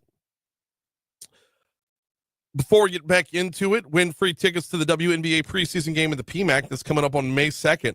Watch Angel Reese and the Chicago Sky take on the Brazil national team. You know what? Watch Haley Van Lith and the Chicago Sky take on the Brazil national team. I'm just kidding. No, I'm not. They're actually both on the Chicago Sky now. Enter the Show Us Your Angel giveaway for a chance at premium seating and an autographed Angel Reese basketball sign up at talk1073.com. All right. If you have not heard about One Door, it's time to hear a whole lot more about it we'll take a particular angle this morning. Mary Beth Hughes Derrickson with Lobbies on the Hotline joins us now. Good morning. How are you? Good morning, Brian. How are you? I am fantastic. I trust you had a wonderful Easter. I did. Did you have a good Easter? Could not have been better. Could not. I mean, awesome. I am 100% like this on this morning. My body composition is chocolate, crawfish, and beer, and not in that order. Right. So that's the sign of a good Easter weekend. Solid to be sure. Brian, so. I did want to tell you, because I didn't get to give you a hard time the last time I was on about your boy Juan Soto, but do we think he's finally out of his slump? Because he had a pretty good day yesterday. I honestly, I didn't keep up with the Mets yesterday. I was with family, and I'm used to the Mets losing on Easter Sunday. So they won. They beat the Cardinals. Okay, you just doubled up on the good news right there. It's one thing for the Mets to win. It's another thing for them to beat the Cardinals. So that exactly. I figured I would start your week off on a high note. Love it. Absolutely love it. Yeah, Juan Soto's been struggling, and I understand there's some off-the-field stuff going on with Francisco Lindor, where he might want out before the All-Star break, and I'm not happy about that because he's crushing it too. So. Can we keep it together the entire time? I don't know. We'll see. Hey, I'm pulling for him. So I appreciate that. I mean, and that's only because of you. Because of you. Thank you. All right, One Door. Let's talk about it. Yes. Okay. So some exciting things coming up workforce-wise in the legislative session. One of them being on Wednesday in House and Governmental, in the Committee of House and Governmental Affairs. This is the One Door policy, and this is getting a lot of attention, as it should. Secretary Susie Showen, I just can't say enough fantastic things about her. She is doing some innovative things at LWC, one of which being the One Door policy. So for your audience, if you're not familiar with the One Door policy, it is very simple. It's a matter of government efficiency and getting people on the path to work in the most streamlined way possible. So I know we've talked a lot about, before this administration, everyone being in their silos, not talking to each other, and that kind of thing. And a lot of that has been remedied with some things that were passed in the 2024 legislative session. Mm-hmm.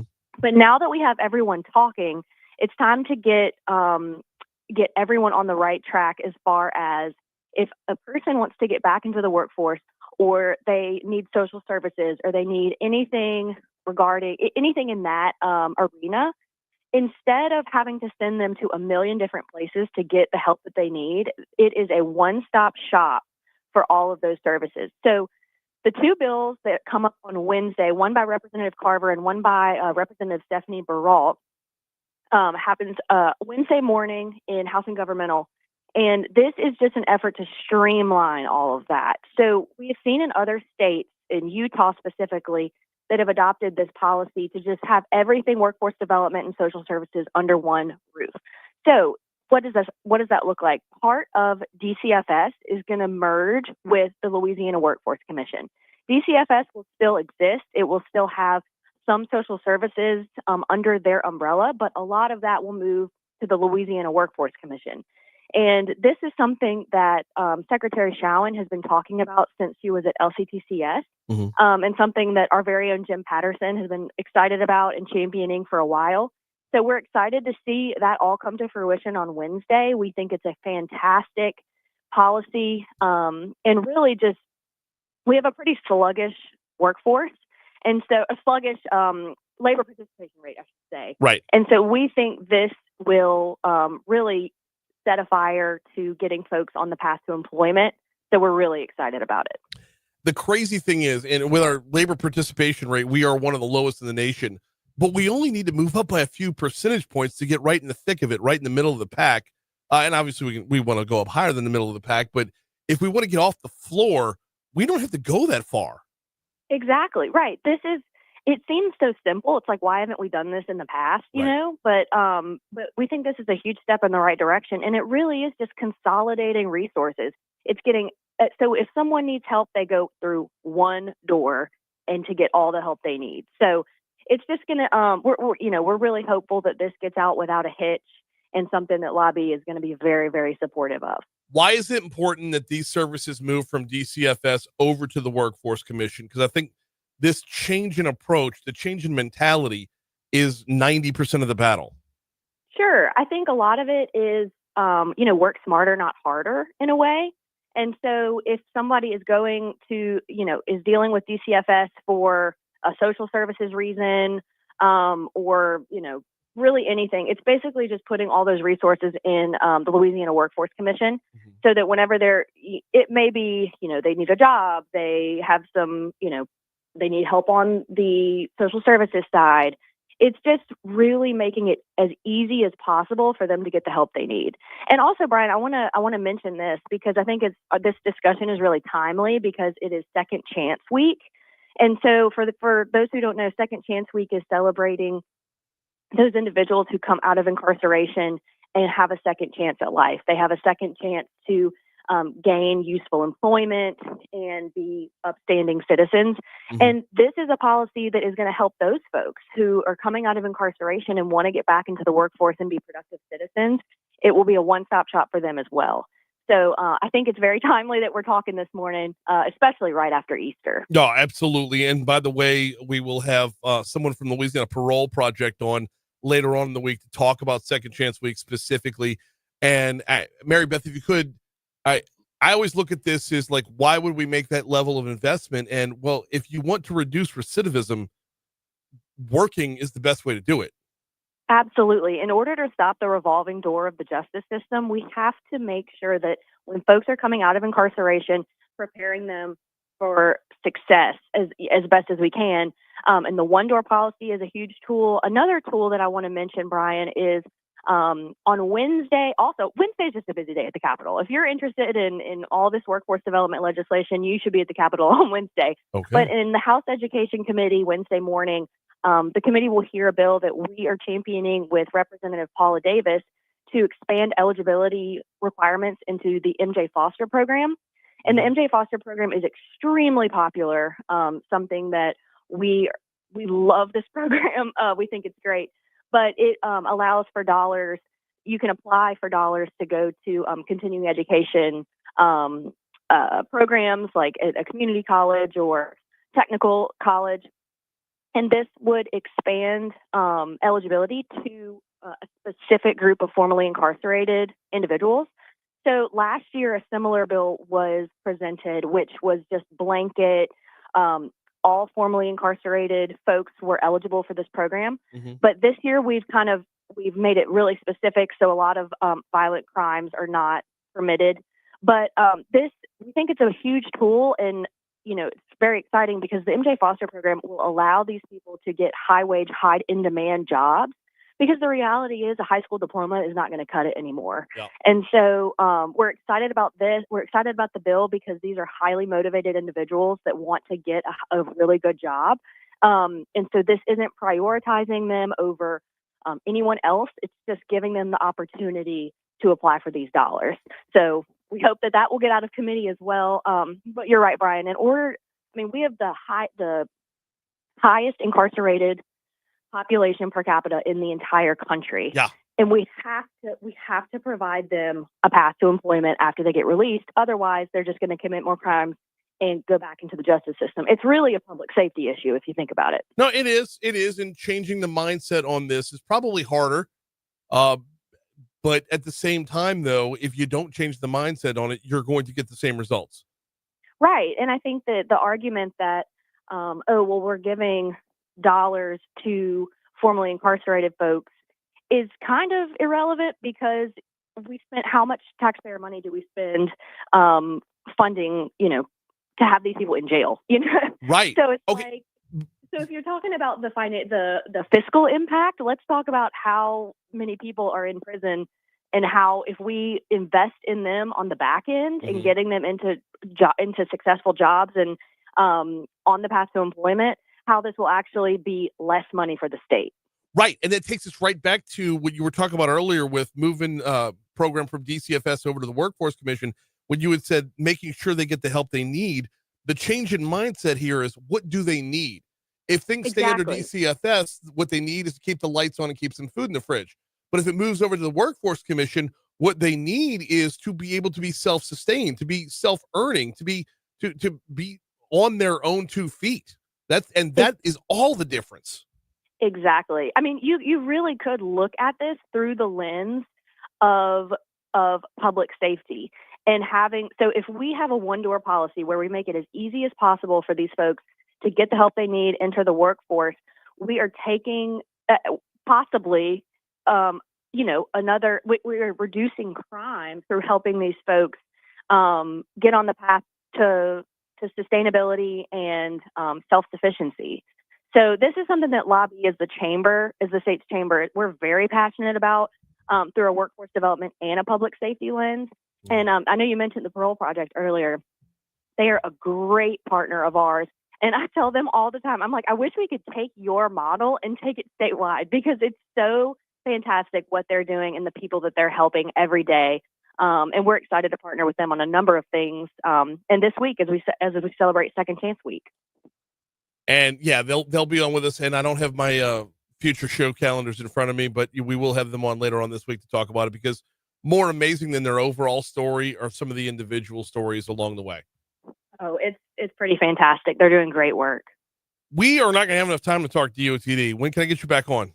Oh, I would love to talk DOTD maybe in a couple weeks, because we have on Tuesday, 2 of the 4 bills of the DOTD reform package are on the House floor. Yep. So hopefully we'll have lots to talk about when I come back on. And there's so much being talked about that. I don't want to say there's a lot of misinformation out there, but there's a lot going on that I think DOTD is already aware of. So definitely. Yeah. We'll set the record straight when I come back on. Already looking forward to it. She is Mary Beth Hughes Derrickson from LABI. Mary Beth, I always appreciate the time. Thanks, Brian. Have a good day. You do the same. We're coming up on 750 at Talk 107.3 FM WBRP. All right, we are due up for a quick break. When we come back, ABC News put together a great package about what happens next in the wake of Pope Francis's death. We're going to play that for you in its entirety next. Oh.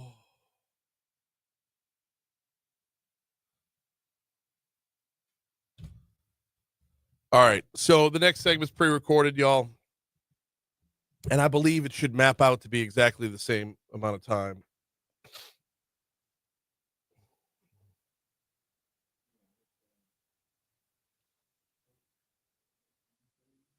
Yeah.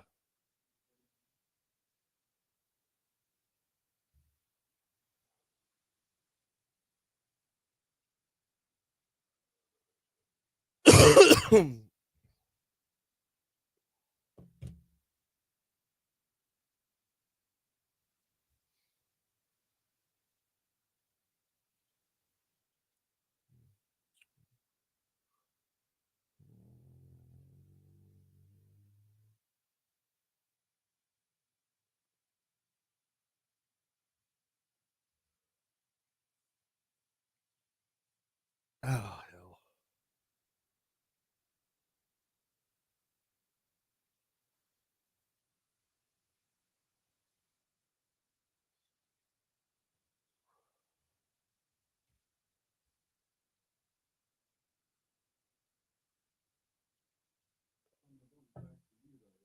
Yeah.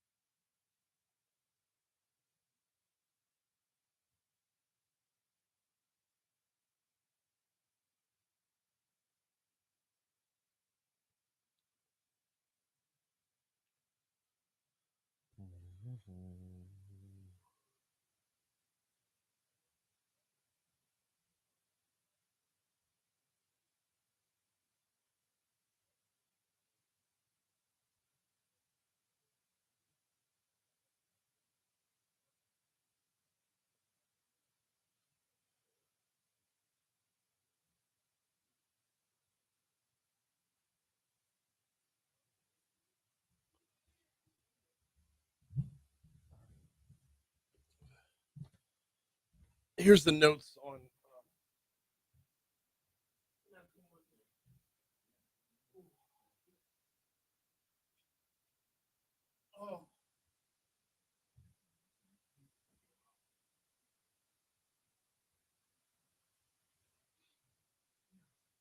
I know. There's just so much sodium.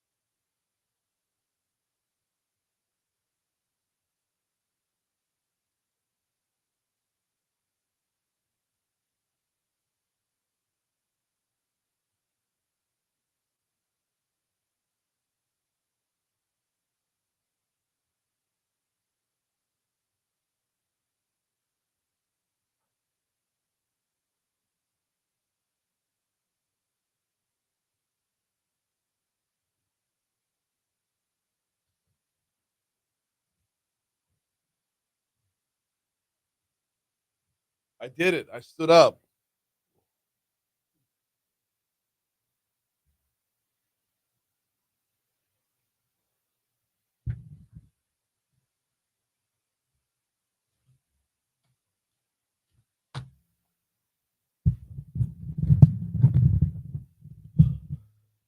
$7:55 Talk 107.3 FM WBRP mornings with Brian Haldane rolling right along.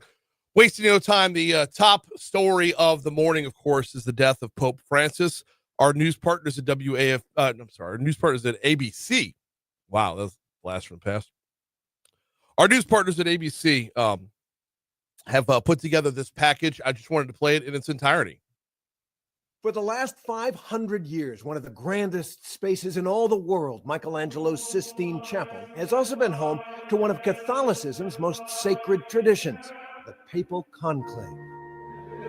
Surrounded by frescoes depicting scenes of such splendor, the College of Cardinals gathers to elect a new pope. They fly in from all over the world. They pray. There's a space between the time that the pope dies and they actually start the conclave, and then they're locked behind the closed doors until they can reach a 2/3 majority. The election starts with a public oath of secrecy. Extra omnes. A simple command, everybody out. The priests, the cameras, and reporters, they all exit the chapel. Everybody who's not a cardinal elector must leave, and the great doors are closed. This is the most important thing that they do. So many cardinals are bishops and archbishops and run dioceses, but once you become a cardinal, your main role is not only to advise the pope, but to elect the next one. During the election process, cardinals are totally cut off from the outside world. Televisions, telephones, newspapers, cell phones, computers, all are banned. The cardinals will sleep and eat in the Santa Marta guest house, located a few minutes from the Sistine Chapel inside the Vatican walls. Each cardinal will have a private room and bathroom. Aside from the cardinals, About 70 other people are allowed in Santa Marta House to assist the cardinals, such as doctors and cooks, housekeepers, each of them required to take a solemn oath of absolute and perpetual secrecy. Books of procedural rules and prayers in Latin are placed in the Sistine Chapel for each cardinal. The stove awaits. The top part of the stove burns the ballots, while the bottom part burns chemical pellets to make sure the smoke comes out the right color. The smoke is carried up to a tiny chimney above the Sistine Chapel's roof, black for an inconclusive vote, while white for a new pope. Who can vote for a pope? Only cardinals who are under the age of 80. Who can be elected a pope? The rule is very simple. It says any Catholic male who is not married is eligible. Each cardinal receives a ballot with the phrase, "I choose as pope," written in Latin, with a blank line for them to write in their candidate. In order of seniority, each cardinal takes their ballot up to the front of the chapel and places it in an urn. The ballots are then shaken to mix them and ensure anonymity, taken out one by one and read aloud so that each cardinal can keep his own tally. A 2/3 majority is needed to choose a pope. Votes are cast on most days, 2 in the morning, 2 in the afternoon, though it can vary. When the votes do finally tally up for one man, he is asked by the Dean of the Cardinals if he will accept. And if he does, he is asked by what name he wishes to be called. The new pope's white papal garments already await, small, medium, and large, depending, all hanging in the Room of Tears, it's called, where the man who will be elected to lead the church will come first to change, to pray, and perhaps, as tradition says, to weep. At last, it's time for the secrecy to be broken and for the world to meet the new pope. On the balcony overlooking St. Peter's Square, the deacon of cardinals announces, "Habemus Papam," Latin for "we have a pope." Finally, the new pope steps out onto the balcony to reveal himself as the new leader of the world's Catholics.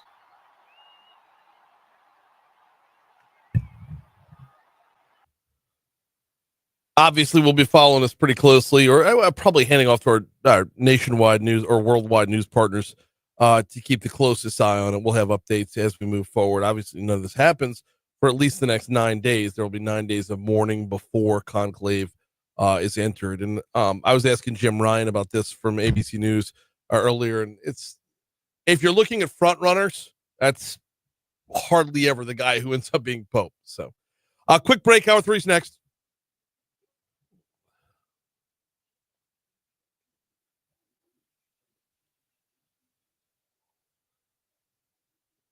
Senator Cassidy might be a minute or two late. So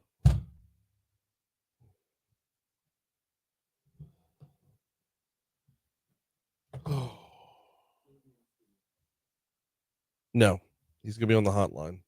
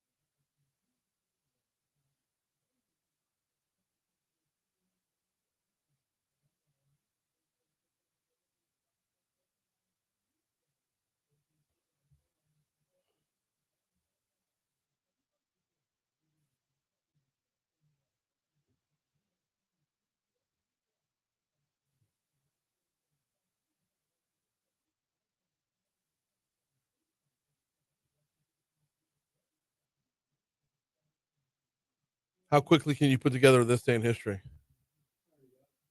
Okay. Already got it. Just in case. Keep that in my back pocket.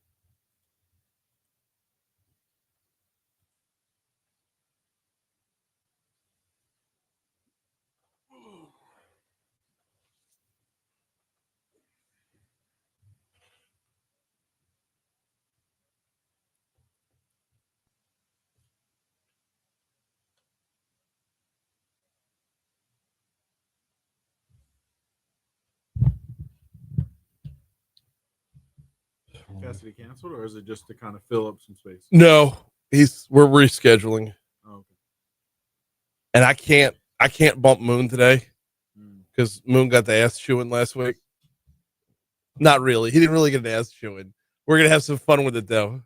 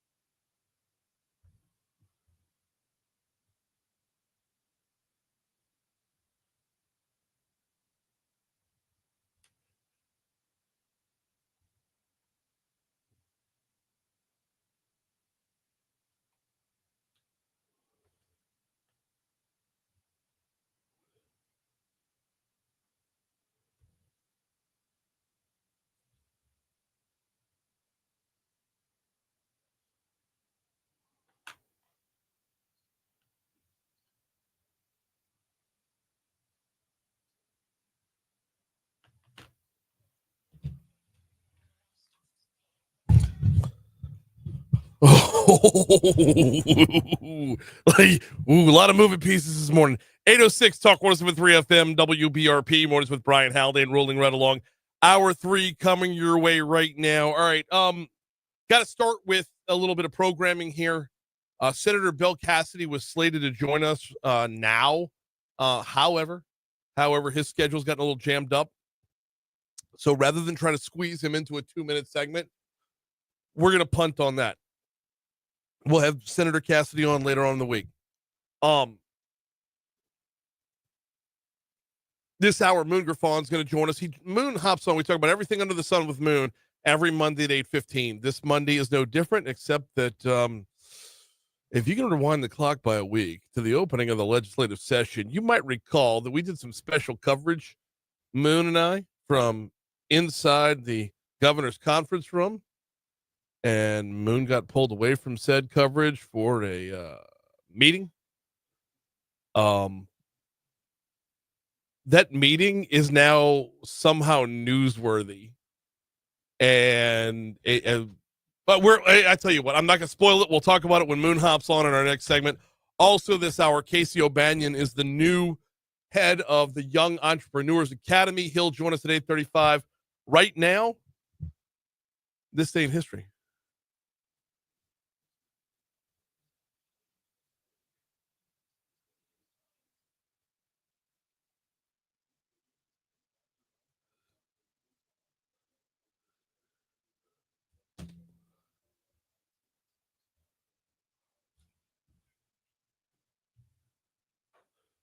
Oh, yeah. I'm already looking forward to talking to Moon. I'm not trying to downplay you, John. No.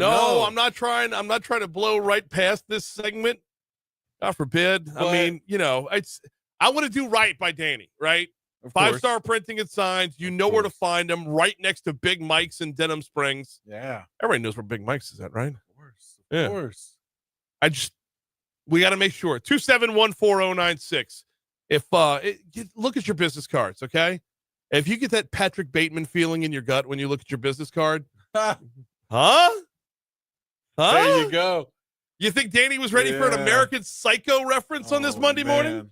I wasn't. Yeah. Love it. 5-star printing. 2714096 for Danny and his team at 5-star printing and signs. What happened on this day in history, sir? Beginning in 1789, John Adams sworn in as the first U.S. vice president 9 days before Washington. The vice president today. was sworn in 9 days before the president? Yeah. How's that work? Would have thought that. Yeah, right. You know, I mean, how does that work? Yeah. If there's no president, the vice president becomes the president. It's almost like John Adams just, you're not quite the president, but how about a vice president? Yeah. And then somehow, yeah. Odd. Pretty strange. History's kind of strange like that. 1898, Spain declares war against the U.S., the beginning of the Spanish-American War. So that happened today. La-di-da. Yeah. Speaking of, I don't know why la-di-da. I don't know. I was like, speaking of music, I don't know why I was thinking Slick Rick for a second. Anyway, 1984, music news here. After 37 weeks, Michael Jackson's album Thriller is knocked off the top album by movie soundtrack for Footloose. So knocked out of You know what? Good. Yeah. Okay, because you would It's been hate enough for like time, right? Thriller to be knocked off by like a one-hit wonder. Right. You know? That would be terrible. Footloose was a banger from top to bottom. Yeah. And you Yeah, never it want to was. see the album Thriller get knocked off at all, but you definitely don't want to have What's a one-hit wonder, I guess that would just, like, if it got knocked off by Dexy's Midnight Runners. Okay. You don't want to see that. No. Right? No. I'm about to see how long Footloose stayed at the top of the charts. Hey, 1986, Geraldo Rivera. Geraldo. What am I on? I don't know. All right. In He opens- fairness, I asked you during the last traffic report about this day in history because we were supposed to have the senator on right here. Yeah. So I'm just like, we're flying by the seat of our flying. pants. All right. He opens Al Capone's vault on live TV and finds nothing except great ratings for his spectacle. Bro, and that was such a letdown. I remember watching that total debacle. You wanted to see something, right? Right. I mean, America's the world's looking on and nothing. Yeah, he like found some empty beer bottles. Ooh. Scandalous. Stupid. Oh my goodness. Hey, movies came out today. 1989, Field of Dreams came out today. Okay. So good. Yeah. So good. Let's see. Speaking of movies, TV shows, 1993, Walker, Texas Ranger premieres today. So that happened. Hey, 1995, FBI arrests Timothy McVeigh in the Oklahoma City bombing case. That was the one I was sitting on over here. I know, but I had to get through that. I mean, we had to get through Walker, Texas Ranger. Walker, Texas Ranger. Oh, man. He is indicted on 160 state offenses and 11 federal offenses, including the use of a weapon of mass destruction. Yep. So, that happened. Anything else on your end? No, everything else is birthdays and deaths. Okay. Moving on to those then. Queen Elizabeth II today, as far as birthdays go. Yep. Actor James McAvoy today as well. Where do I know him from? You serious or are you joking? James McAvoy? Yeah. McAvoy. No, where do I know him from? Oh, Split. He that was the Unbreakable sequel with Okay. See, I had seen yeah. Unbreakable. He was Professor X in X-Men First Class and the like. Not a Marvel guy. This is not my realm here. Oh. Yeah. See? I think you'd really enjoy Split though. He's got a bunch of Split personalities. Really good stuff. Okay. Really, really mind bender. All right. I'm not saying I'm not here for it. I'm just saying I don't know it. But you know so many actors and stuff. I didn't know if it was sarcasm or what. No. I was like, oh. Look at this Iggy Pop today. Oh, speaking of actors, Tony Danza. Tony Danza. Hey, Tony Danza. Yeah. Anybody else? Sorry, that was so bad. Yeah. With the impressions this morning. No, some of them are bad impressions. Yeah, there was a couple more from the world of sports here. Tony Romo. It's Tony Romo's birthday is today. Former LSU Tiger for a hot second. And then a Packers quarterback, Craig Nall, born on this day in 1979, and former long snapper from LSU, and then the Dolphins, Blake Ferguson. All right. Mhm. Also got Marshawn Lynch here as well. Beast mode. Yeah. I hate him. Oh. No. I hate him. If you Google beast, go to YouTube and just look up beast mode. And then I guarantee you the first highlight is going to be obliterating the New Orleans Saints. Yeah. I actually love Marshawn Lynch. I think Right. he was hilarious in press conferences with the "I'm just here so I won't get fined." He did a cameo appearance on the league where he's like, it's everything on that front. I actually love Marshawn Lynch, but just the thought of him treating the New Orleans Saints like a pinball machine, right, on tilt. Oh man, he was in a movie recently and he yelled out "beast mode" before he tackled someone on screen. It just, I don't know, it was crazy. He's a great personality. Yeah. I absolutely. I just, it's hard to see him and not realize guys bouncing off of him. Yeah. As if he were it's like a pinball, like hitting pinballs. So, all right. As far as deaths, we here, got a lot. I've got two big ones. I got Prince. Yep. And Mark Twain. Okay. That's quite the step down after the rest of those. Henry VII. Okay. Died on this day in 1509. And then economist John Maynard Keynes. Oh man. Yep. Yeah. Died on this day in 1946. All right. And there were a whole bunch of people we hit another birthday though. Oh, we did. Charlotte Bronte. Okay. Yep. Yeah. Let's see. Moving on to national days. Yes. National Surprise Drug Test Day. Ooh. Of course, the day after 420. Okay. Oh. Yeah. Yeah. There's that. Oof. We'll just stick with that one. It's 8:15. Talk 107.3 FM. Moon Griffon's up next. Moon Griffon.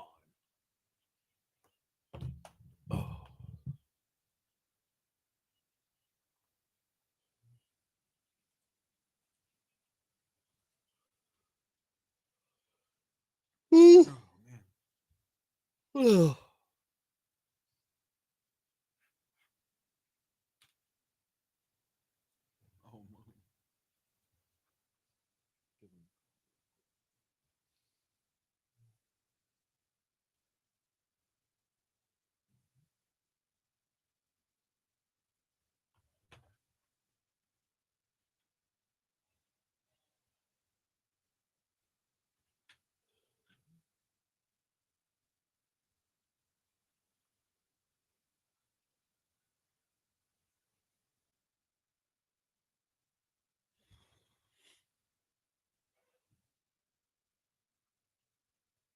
Hey, good morning, Moon. This is John with Brian Haldane. Hey, doing well, sir. All right. You doing good? Ready to roll? Oh, come on. Nice. All right. Yeah, you'll be up here shortly.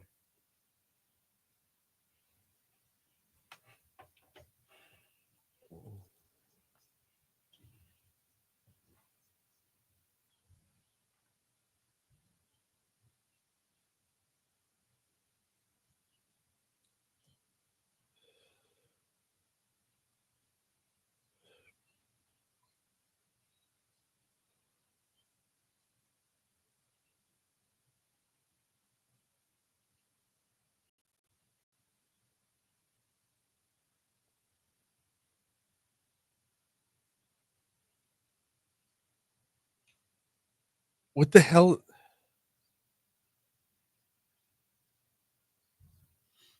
What happened?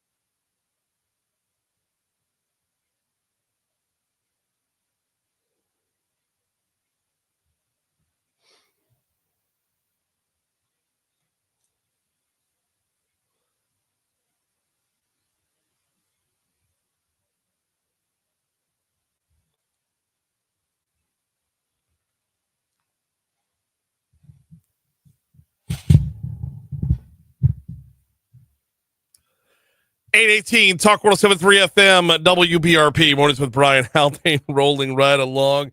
As we do every Monday, we welcome in Moon Griffon. You catch him weekdays 9 to 11 right here on Talk 107.3 FM and statewide. And Moon, what's going on, Mr. Howdy? You tell me, because I'm reading about you all over the place, and how you got scolded. I'm told this is news to me, man. I ain't been scolded out since the last coach I played for. So per the dead you gotta Pelican, go back to my college days as I got scolded. My right? daddy could scold me pretty good. I was a yes sir guy to my daddy, but one thing I could promise you, Brian, mm-hmm. there ain't never been a politician got scolded me, and there never will be, because they're not fighting words. What? Right? All right. So per the dead Pelican, which I didn't realize was still a thing, Sean Wilson of the Bayou Insider, which I still don't know is a thing. Sean Wilson of the Bayou Insider recently published a piece detailing an alleged meeting that took place between Moon Griffon and Governor Jeff Landry. In the article, Mr. Wilson refers to the, quote, rising frustration across the state with the governor's direction. Wilson claims that he was informed of the meeting by a source who was informed of the meeting by someone present. Wilson says that according to the source, Landry delivered what was described as a scolding to Griffon. Sean Wilson's complete article. Oh, I can click on it and find the article. The full thing here, just not with the dead Pelicans reporting. Let's go back a week. Go ahead. Go ahead. I said, let's go back a week. You and I were doing special coverage from inside the governor's conference room. And then, we talked about it as soon as you got back. You went and met with the governor. Yeah, remember I told you I went to the principal's office. Right. To get scolded, apparently. Well, what's funny about it is, I was gone with maybe 20 minutes or so, and round that up, man. Whoa, round that up. 30? Might have been a little bit of a. We'll call it 30 just to be safe, just to make sure. You know, I didn't really pay attention. You're right. I thought I left about 11:30. Exactly after 12. Just right. But when I came back, I was laughing, going, I got to tell the governor everything I wanted to tell him, and basically what I told him was that his constituents were mad, and I brought the Cleo Fields deal, it got a little bit of excitement from both sides, but scolding is a rear end shooting, and I would have told you that. But here's the funny thing, Brian: if you read the thing, I don't have a clue who Sean Wilson is, and this is not Pothole Wilson. That was my first question. Was it the same guy? Huh? That was my first question. Is this the Sean Wilson that ran for governor? No, that's not it. Okay. But it says, this guy says, Sean Wilson, who was informed of the meeting by someone present. Well, it was me and the governor and Jesus. Okay? Jesus ain't gonna lie. I try not to lie. And then they had a politician. That's all I can tell you. Why would anybody even write something like this? This is the furthest from the truth. But anyway, I'm laughing at it because he said I was scolded. I just think I can't get off the scolded word. I think it's hilarious. But I would never let Jeff Landry, I would let you or Gordy Rush scold me because I work with y'all if I screw something up way before I let a politician do it. Scolding suggests something's one-sided. And having known you for as long as I've known you, I've never seen a one-sided conversation with you. So I don't a heated exchange might be, and I don't even, Moon, the way you were talking when you came back, it wasn't heated. It was excited, but not heated. It was not heated at all. But, when people write this kind of stuff, you kind of wonder where they get their information from. I'm dying to know who the source was that was someone present. Brian, let me say this way. God is my witness. Me and Landry. Period. And a conversation. Mm-hmm. That's it. I mean, it was that simple. Right. So this is indefensible because I don't have to defend it. It's just hilarious that a guy would write, I was scolded. The meeting, which allegedly took place in a private area of the Capitol, let's be clear, that was his office, right? It was his office. It was a side desk in his office. I told you that on the air, remember? Yeah, no, look, this is all on Talk 107's Facebook page if you want to rewind back by a week to verify all this. Who's my source? The guy who's in the meeting. That's who my source is. I don't know who this guy's source is. But Brian, you know what's funny? Yeah. Me and you privately off the air, I'm not getting into everything we talked about, but privately off the air, you were asking questions. I was telling you stuff. Did I ever say, man, that guy really got on me? God, I couldn't believe he did that. I never did say that. No, okay. I'm trying to sift through what was on the air versus what was off the air, because there was very little that you said off the air that you didn't already disclose on the air. And I don't know the nature of the whole 30-minute meeting, but from everything you told me, we covered most of it publicly. I mean, there was a back and forth. Insurance was a topic. Cleo Fields was a topic. And I'm trying to remember the third part of the conversation. And then at the end of it, you said eventually you were like, I'll tell you what the other one was. What? Cleo Fields, and we talked about redistricting and how these legislators all tell me it's the worst vote they ever made. That's what I hear every day. And then it ended roughly with you saying, Governor, you've got a speech to give and I've got a show to do. Bingo. He said, Governor, I said, hey, look, it's after 12. I said, I got to go. I got a program to do. I said, you got a speech to go. You be sitting here talking to me. And we dipped up. I shook his hand. He gave me one of those man hugs. I walked out, and he knows that some things that I'm not happy with, people are not happy with. I mean, this ain't rocket science, no. So how does this turn into this, Moon? That's the part I don't really understand. Have you been contacted by any journalists, real or otherwise, that wants to follow up on this? Well, the thing that blows your mind, or to blow your mind, the guy says who was informed of the meeting by someone present. Right. I didn't talk to the guy, and Governor Landry was the only person in the meeting. So you got to ask Governor Landry, get him on the phone, ask him if he talked to the guy, because I did. Okay, but the way this is described, I don't think it came from Governor Landry either. I honestly, because to say Jeff Landry scolded you, that puts him in a negative light. Like, I don't think this would come from his side either. I think this guy's grabbing at something. Maybe somebody made a comment, they meeting. Jeff got him, scolded him out. But let me tell you something. I told you just now, God is my witness. That ain't never happened. Not from Governor Landry, not from President Trump. Now, like I said, if you call me in, I come to work, I'm going to be in Baton Rouge tomorrow. I said, Moon, you promised me you were going to do this. You promised me 5 damn times. Now, I'm screwed because of this. Right. If I was wrong, I said, Brian, you're right. I'll tell you real quick. I throw my hands up and say, right. On something like this, it becomes kind of comical, Brian, when you think about it. It just comes comical. But if somebody wants to write that stuff, they're welcome to write it. But it makes no sense, and that never happened. We got Moon Griffon with us for another couple minutes. He's got a show coming up 9 to 11 weekdays right here on Talk 107.3 FM and statewide. Moon, let's pivot and talk about something real if we could. First week of the legislative session obviously has to be interrupted by Holy Week, so they cut things a bit short. But, man, there was a lot of movement on the first 3 days. What were your takeaways of Monday, Tuesday, Wednesday? Well, not all, but I think most all of the bills dealing with insurance, basically went to committee and got out and hit it to the floor. So you're going to see some movement on that because they got to pass it to send it over to the Senate so they can start negotiating everything. They let, what I'm hearing, Brian, is they're going to let all the bills out to be voted on.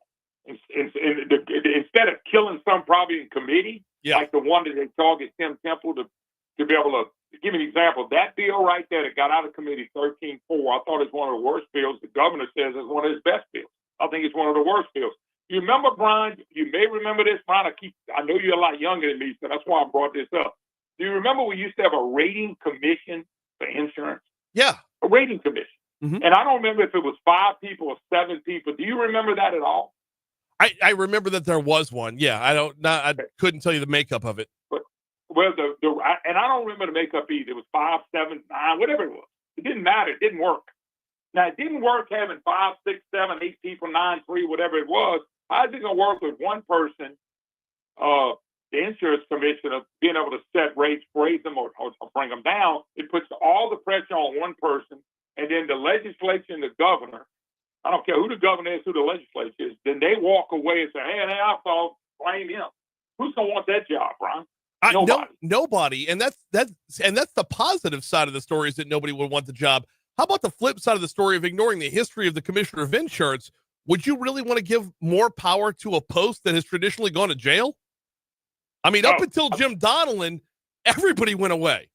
Do we really want to reinstate power to that post? No, I think that's another part of the puzzle that you don't want to do. I thought it was a bad bill. The governor wants this bill to pass, and I think they might even pass it. But I think it's a bad bill. It's bad timing, and it sounds like a lot of politics in it. So I'm kind of disappointed that the House didn't kill it. The committee didn't kill it. They passed the bill, but I'm hearing this: we're gonna pass everything and then go vote on the floor. Now, I've also heard that some people on the floor are gonna beat it on the floor. I'll believe that one to see it, because when the governor wants the bill passed, it's going to get passed. Well, I'm of the opinion, like with that bill in particular, it's a nod to the job that Jim Donelon did and Tim Temple is doing for us to be able to forget about our past like that. I mean, in a vacuum, yes, we're looking good these days, but when you factor in Louisiana's history, man, I would tread lightly to be sure. You got a show coming up half an hour from now. What are we looking for? Well, we don't cover state stuff. I may mention this article briefly. There's some national stuff to talk about. I know the carbon capture stuff is still out there. The Pope passed away. Yep. You always start to see anybody die, so you start to see the Pope die. But I hope when they elect another one, that it's going to be somebody that really, really has a conservative tint, because I didn't understand this Pope at all, and a lot of Catholics did. So we'll see what happens. Got a lot of stuff to cover. He is Moon Griffon. You'll catch him half an hour from right now, and tomorrow he will be right here in this very chair where I'm sitting. Moon, we'll see you tomorrow, brother. All right, Brian. Thank you, bro. Always. 8:30. Here comes news on Talk 107.3 FM.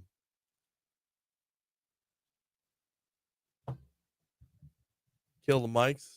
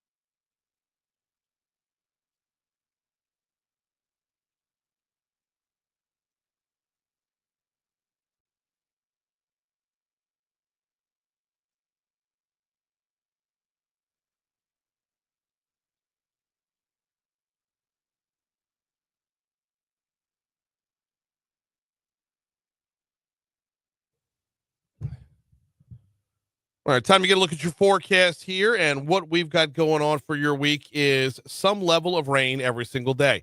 As about a 50-50 shot at rain today, up to an 80% chance of rain tomorrow, then a 50-50 shot at rain on Wednesday and Thursday before it scales back on Friday, taking you into the weekend. Your highs all week long are going to be in the low 80s because there's not going to be a whole lot of sunshine until you get to the back end of the week, and then we'll have the upper 80s for your highs. Right now, we're looking at cloudy skies and 74 degrees in downtown Baton Rouge.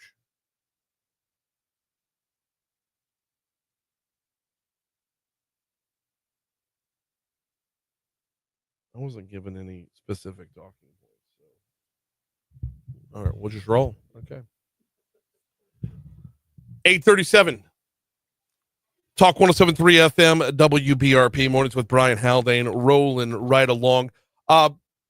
Casey O'Banion is the new head of the Young Entrepreneurs Academy, and he joins us in studio, but I need him to sit tight for 60 seconds to ask, what are you doing for lunch today? P.F. Chang's is here for you. Look, if you're looking to flush out all the crawfish from the weekend, I don't know, that's what I'm looking to do. How about a lighter fare? How about a healthier fare? How about hitting up P.F. Chang's? The chicken lettuce wraps are fantastic. This isn't your normal, like, weight you down type of Chinese food. It's going to be lighter ingredients, healthier ingredients along the way, and just an absolute cornucopia of flavors as well. Asian-inspired dishes, bringing you all the best flavor across the board. I'm a sesame beef guy, although I think I would probably opt for the chicken lettuce wraps today just to go a little bit lighter. Check them out.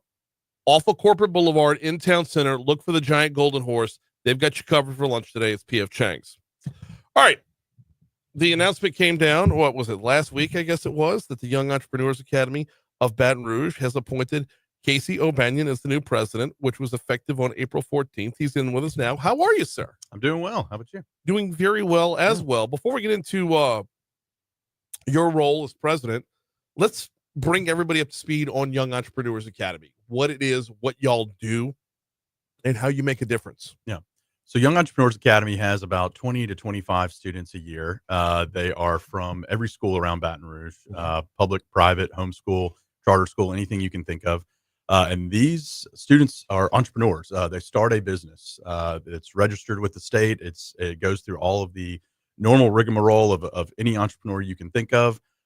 They create an idea. They start off with an idea, and we take them through a course from September to April. Graduation is actually next week, the 29th. And so take them through a course. They learn about everything from state incentives to, fundraising for money and building out a business plan. And then it culminates in a pitch night, kind of a Shark Tank style pitch night. This is all run through LSU. We have a great relationship with LSU where, we have the classes every Wednesday night in the LSU Business School. And they learn, again, from LSU professors, local entrepreneurs, people that have created businesses that came in or out of Baton Rouge and are willing to come and speak and mentor these students. And they have a pitch night at the end. This was a couple of weeks ago, and they're awarded seed funding for their businesses. And afterwards, I kind of thought when I first heard about it, I thought, okay, somebody wins the pitch night, kind of like Shark Tank, right, and they go and, run their business for a little bit. No, all of the students, if they don't receive seed funding, or even if they do, a lot of them, we had one that won, Jaden Armstrong. He's going to be pitching at the National Young Entrepreneurs Academy. This is a national organization. Baton Rouge is just particularly special.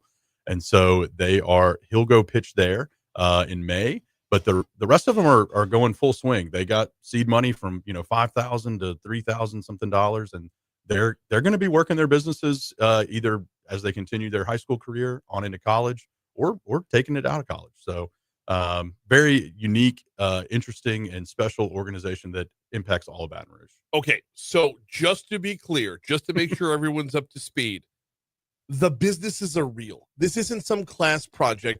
This isn't something done in theory. This isn't something done like through a textbook. The businesses are real. Oh, they're and again, when I heard about this, I thought this is a really cool thing. It would have been nice maybe when I was in high school to at least look into something like this. I remember a friend of mine that went to Oklahoma had to start a business, and they started this thing. It was called Sooners Towels. They never actually made a towel. Right. They just kind of did some of this, and it was an interesting concept. Yes, these are real. They are filed with the Secretary of State. And these kids, they have designers, graphic designers that are helping them with their logos. They have mentors that are helping them with their business plans. And they are running a business at, 15, 16, 17 years old. Very impressive, unbelievable stuff. It really is. It is unbelievable. Yeah. We got Casey O'Banion in with us. He's the new president of the Young Entrepreneurs Academy of Baton Rouge. So the need to bring you in stems from. So Deborah Sternberg and Michael Roth were the founders of Young Entrepreneurs Academy in Baton Rouge. They have recently moved to New York to be a little bit closer to family. And so we were looking for the steering committee got together, and I chatted with them a few times about kind of the future direction of Young Entrepreneurs Academy in Baton Rouge and what we could do. Through my, before I got here, I was the director of entrepreneurship at the Baton Rouge Area Chamber. And so through some of my connections there, I'm also an adjunct at LSU in the English department. And so a lot of what I've done either with students or with entrepreneurs kind of molded into this position and seemed like a great place to make an impact. And excited about it. Just a quick aside too. It is run through the LSU Business School, and they do get 3 credit hours when they finish the course at LSU Business School at the E.J. Uso College of Business. So how much of your chamber world is applicable to this world? I would say roughly 100%. Yeah. If I had to guess, a lot of what I did at the chamber was meet with different entrepreneurs in the community in the 9 parish area and see, hey, how could I help them? And I'm not an entrepreneur, never run a business, never done anything like that. So what I really was a facilitator.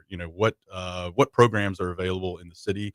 What entrepreneurs do I know that, have been through the same thing, right? And could maybe help you in some way. And so connecting people that way was a big thing that I did. And that's something that I'm looking to do at the Young Entrepreneurs Academy.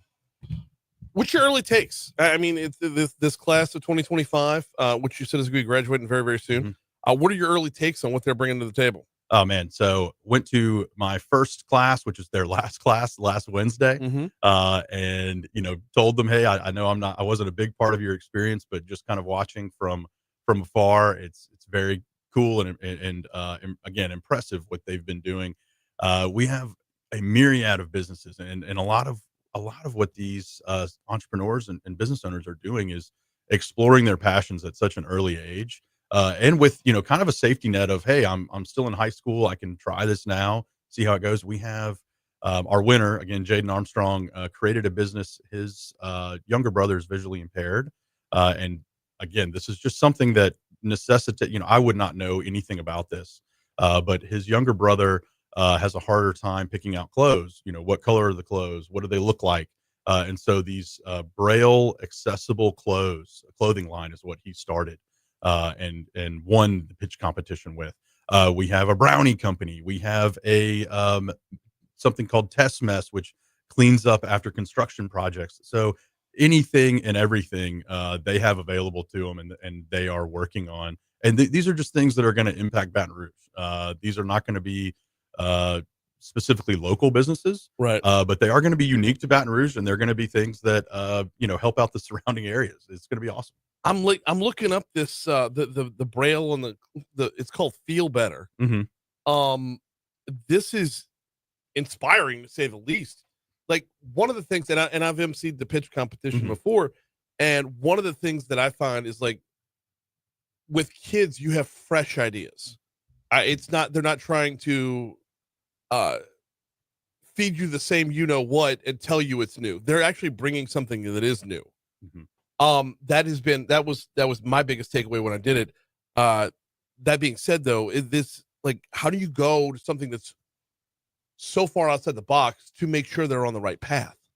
That's a really good question. And I think that a lot of the times, what I saw at the chamber was entrepreneurs that were looking to see, hey, how could I create an idea that plugs into the current trends, right? AI, climate change, and some of the other things that we're seeing, and some of the opportunities coming to Louisiana. How do I create something that has to do with wind technology? I don't know, and you probably don't have a ton of experience in that. What these students are able to do, though, is they're creating room for themselves out of their passions and their interests. So they're creating a business, something that interests them, and they're asking, all right, how does my business fit in to what's going on now? Instead of the opposite way, which is what I usually see, which is, hey, how can I fit in? It's instead, how can the business world fit into what I'm doing? We've got Casey O'Banion with us. He's the new president of the Young Entrepreneurs Academy of Baton Rouge. Have you had a chance to dig through some of the previous classes as well? Not a ton of them, but a few. Because as I understand it, there's still a good chunk of them that are still thriving as businesses. Like, it's not like they're done with the program, so they shut the business down and move on to something else. There's still a good chunk of them that are like doing their thing 2, 3, 4 years after the fact. Oh yeah, and I think that they've created Deborah and Michael. This has been going on for about 7 years in Baton Rouge. Over 120 entrepreneurs and businesses have been born out of this. And again, about 20 to 25 students have come through each year. Some of them grouped together. There's a group this year, a group of 3 that created a business together. And that's another great thing, is they're learning these kind of soft skills of collaboration, connection. When I was at the class, somebody asked me for, hey, could I get an email for this person? And I just kind of laughed. I thought, one, absolutely. 2, I did not have an email in high school. My first email was my LSU email when I came here. Okay. But didn't have an email, but also would never have thought to, hey, could I be connected to this person that can help me, or I can ask a question or bounce a question off of. So these students are not just preparing for the pitch. They're not just preparing for graduation. They're preparing for, biology tests, geography tests in high school. They're also preparing for, they're also preparing for the business 5-10 years down the road. We got 60 seconds left with Casey O'Banion, the new president of the Young Entrepreneurs Academy of Baton Rouge. Where do you want to take this role? I want to take it to more of a community-based role. I want to see some of our, again, we serve the 9 parish area. We serve every single student. You could be at any high school possible and be in our program. And so I want this to be something that reflects Baton Rouge and reflects what makes us unique and what makes us such a great community to be in. I want our area entrepreneurs to get involved.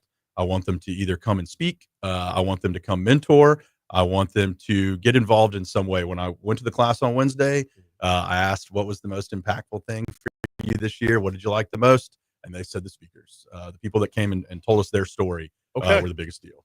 Very cool stuff. Yeah. Just the beginning. We will have follow up in the months to come as Casey O'Banion taking the helm over at Young Entrepreneurs Academy of Baton Rouge. I appreciate a couple minutes this morning. Absolutely. Thanks for having me. Thank you. We're coming up on 850 at Talk 107.3 FM WBRP. Not done just yet. We will step outside of East Baton Rouge Parish. We'll close out with the outside in right after we check your money now and check traffic on Talk 107.3 FM. Awesome. Thanks for having me, Brian. No, of course. Yeah. No, this is something that, and Deborah's hit me up in the past on this one. Yeah, I IMC'd it during COVID when they had to do their pitch competition virtually. Claire Willis, she didn't live here anymore. Claire Willis was the one who coordinated that with me. So she was at yeah, she was. School. Yeah, she was at Crystal Ray. That's right. And then she went over to do some stuff with the diocese, and now they live in North Carolina. Okay, so perfect. But yeah, I got dialed in real quick on a lot of the projects and whatnot, and the reality of it, like the these kids are playing with live ammo. And I told Deborah when I interviewed, I was like, we almost moved from Baton Rouge about 5 or so years ago. Had an offer in Shreveport. My wife's from Shreveport. I'm from Northeast Texas, so it was just kind of making sense. And that's where our parents are, and I was like, we could use some help, that way. And so I just kind of I was full court press trying to convince my wife to stay. I just wanted to stay, and I was teaching at LSU. And I was like, I just want to keep doing this. I don't want to teach at seminary or something. And so I was trying my best. And I said, one of the things I just kind of pulled out of my ass. I was like, there's things here that they don't have in Shreveport, like this Young Entrepreneurs Academy thing. This is so cool. And she was like, well, you think our kids are going to be entrepreneurs? And I was like, I don't know. If they are, we got it here. Kind of laughing. Yeah. I hadn't thought about it since. And then when this opportunity came, I was like, I've heard of this. And I was like, okay. And I told her, I said, I thought it was kind of a mock business. That's what I thought originally. Yeah. I thought Like it was like in high school, I did youth lunch. Yeah. You know, went to the state capitol, I drafted a bill, had it proposed and passed, and all that other good stuff. It's not law, just it was all fake. Yeah. But we got to go through the process and whatnot. Yeah. But this shit's real. What's test mess? Test mess is this kid. He's a Catholic. They go and they clean up. I actually might use it pretty soon. We're moving today, or we are closing on a house today. And so they go and clean up either after a move, after a job project, after anything. They'll just come and clean up either your job site or your house, anything. Pick up trash, go take it to the dump, do whatever. Okay. So there's a few interesting ones in there, and as there should be. There's a drone one that does stuff for insurance adjusters after storms or hurricane damage. No kidding. There's and these, I don't know. It was very cool. You know, these kids are working with kids that don't. There's a kid from Catholic that's working with a kid from Scotlandville on that one, on the drone one, and it's just like they just met at this thing and started talking. Realized they both like drones. They both do this and this. Started it. And so there's the 3-person team. I don't even know what business they had, but it's a kid from Bruley, a kid from Baton Rouge High, and a homeschool girl. No shit. Yeah. And so that's just kind of there's a lot of collaboration going on, and there's a lot of community collaboration too, which I thought was one of the coolest things was, oh man, these kids they would have never met these kids without this. So how do we take these businesses and escalate them? So I'm trying to get them set up. One of the things that they said was they thought was their kind of not complaint, but just like, hey, this could be better. Their mentors, and it's hard to set up because we have to get mentors. We're going to get mentors in May. We're going to get mentors signed up that are going to come and chat and walk these kids through the process. But then when the kids start in September, they could start with a business idea. They might not, though. It's part of the application process, but they don't need anything like stable. So we don't know exactly what kind of businesses they have, but so it's the pairing of a mentor that's actually done what they're doing. Right. You met Chris Valentin, who used to be at the chamber. Chris was a mentor this year, and one of the kids with the drone thing, he was like, our mentor just didn't know anything about insurance or drones. I was like, well, Chris knows a lot of people. I was like, I would get in touch with Chris about connecting with somebody that does. Yeah. And he was like, he got us in touch with somebody that knows about drones. So I was like, that's Chris's thing. I was like, I wouldn't be able to tell you anything. He was like, I know. He was like, it just would have been cool. Could our mentor know anything about what we're doing? And so that's what I'm going to try to, after they graduate, and they really have a stable idea, because their ideas change up until the pitch night, basically. Right. They're all constantly kind of evolving. And so, and a lot of their notes they get on pitch night are, hey, I like this. This would have been cool if you had done this. And it's like, oh, yeah, it would be. So where do you get your second pitch? Yeah. Right. And so, who can help you get there? It's kind of and we're going to partner. We are partnered with B1 Bank quite a bit, the B1 Bank Foundation. Yeah. Which does a lot with entrepreneurs. I want these kids to meet with, I don't know if you know Will Campbell. He walks real, live entrepreneurs through this process. Not LSU's Will Campbell. No. I say the lineman? Yeah, short arm lineman. Will Campbell at B1 Bank Foundation walks entrepreneurs on how to pitch to banks and get funding through banks, and be viable, and be ready for it. And so I want him to, and he's going to sit down with the 20, 25 entrepreneurs that are ready and say, all right, well, let's do it. How do we get to the next step? So it's gonna be a good time. That is awesome. Yeah. Awesome. Very cool. Well, hey, I appreciate it. Haspel? No, it's Land's End. Okay. Somebody, it looks a lot like the I wore it the other day, and somebody goes, oh, I love Haspel. And I didn't even think about it until I walked away, and I was like, oh, I should have told him it's a Land's End. It's $100 right now if you want to. Okay. Good to know. It's good looking. Yes, Later, Casey. Appreciate it, man.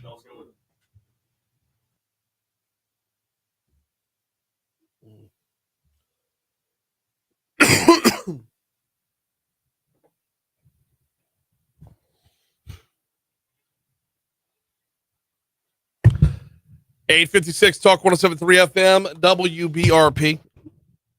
Oh man, what a ride! Been a busy show this morning. If you missed anything at all, it'll be available on demand at talk1073.com. By the way, shout out one more time to Casey O'Banion, the new president of the Young Entrepreneurs Academy. Check him out at yeabr.org, yeabr.org. If you go to the successes tab, you can watch all the presentations from the kids, and they are nothing short of amazing. We'll get you to the outside in just a second. Do need to remind you about the folks over at Cajun Soft Wash. CajunSoftWash.com is the website. CajunSoftWash.com is the website. Who needs Cajun Soft Wash? Long and the short of it, anybody with a building. All right, let's talk about your home first, okay? How do you prolong the life of your shingles? How do you prolong the life of your roof? Well, you make sure there's no algae built up, no mildew built up, no mold built up. How do you do that? CajunSoftWash.com. 100% safe and effective, and will prolong the lifespan of your roof by getting rid of the things that eat away at your roof. And, oh, by the way, there's no more hard-to-reach places or impossible-to-reach places because they've got the drone technology. They'll do the soft wash via the drone. Hit them up at CajunSoftWash.com. Now, get off your roof, look at the walls. If they've got that green tinge, that black tinge to them, you need to hit them up there as well. And everything that applies to your home applies to your business as well. Make sure your business is looking its best by visiting CajunSoftWash.com. Time for us to step outside of East Baton Rouge Parish. Time for the outside in.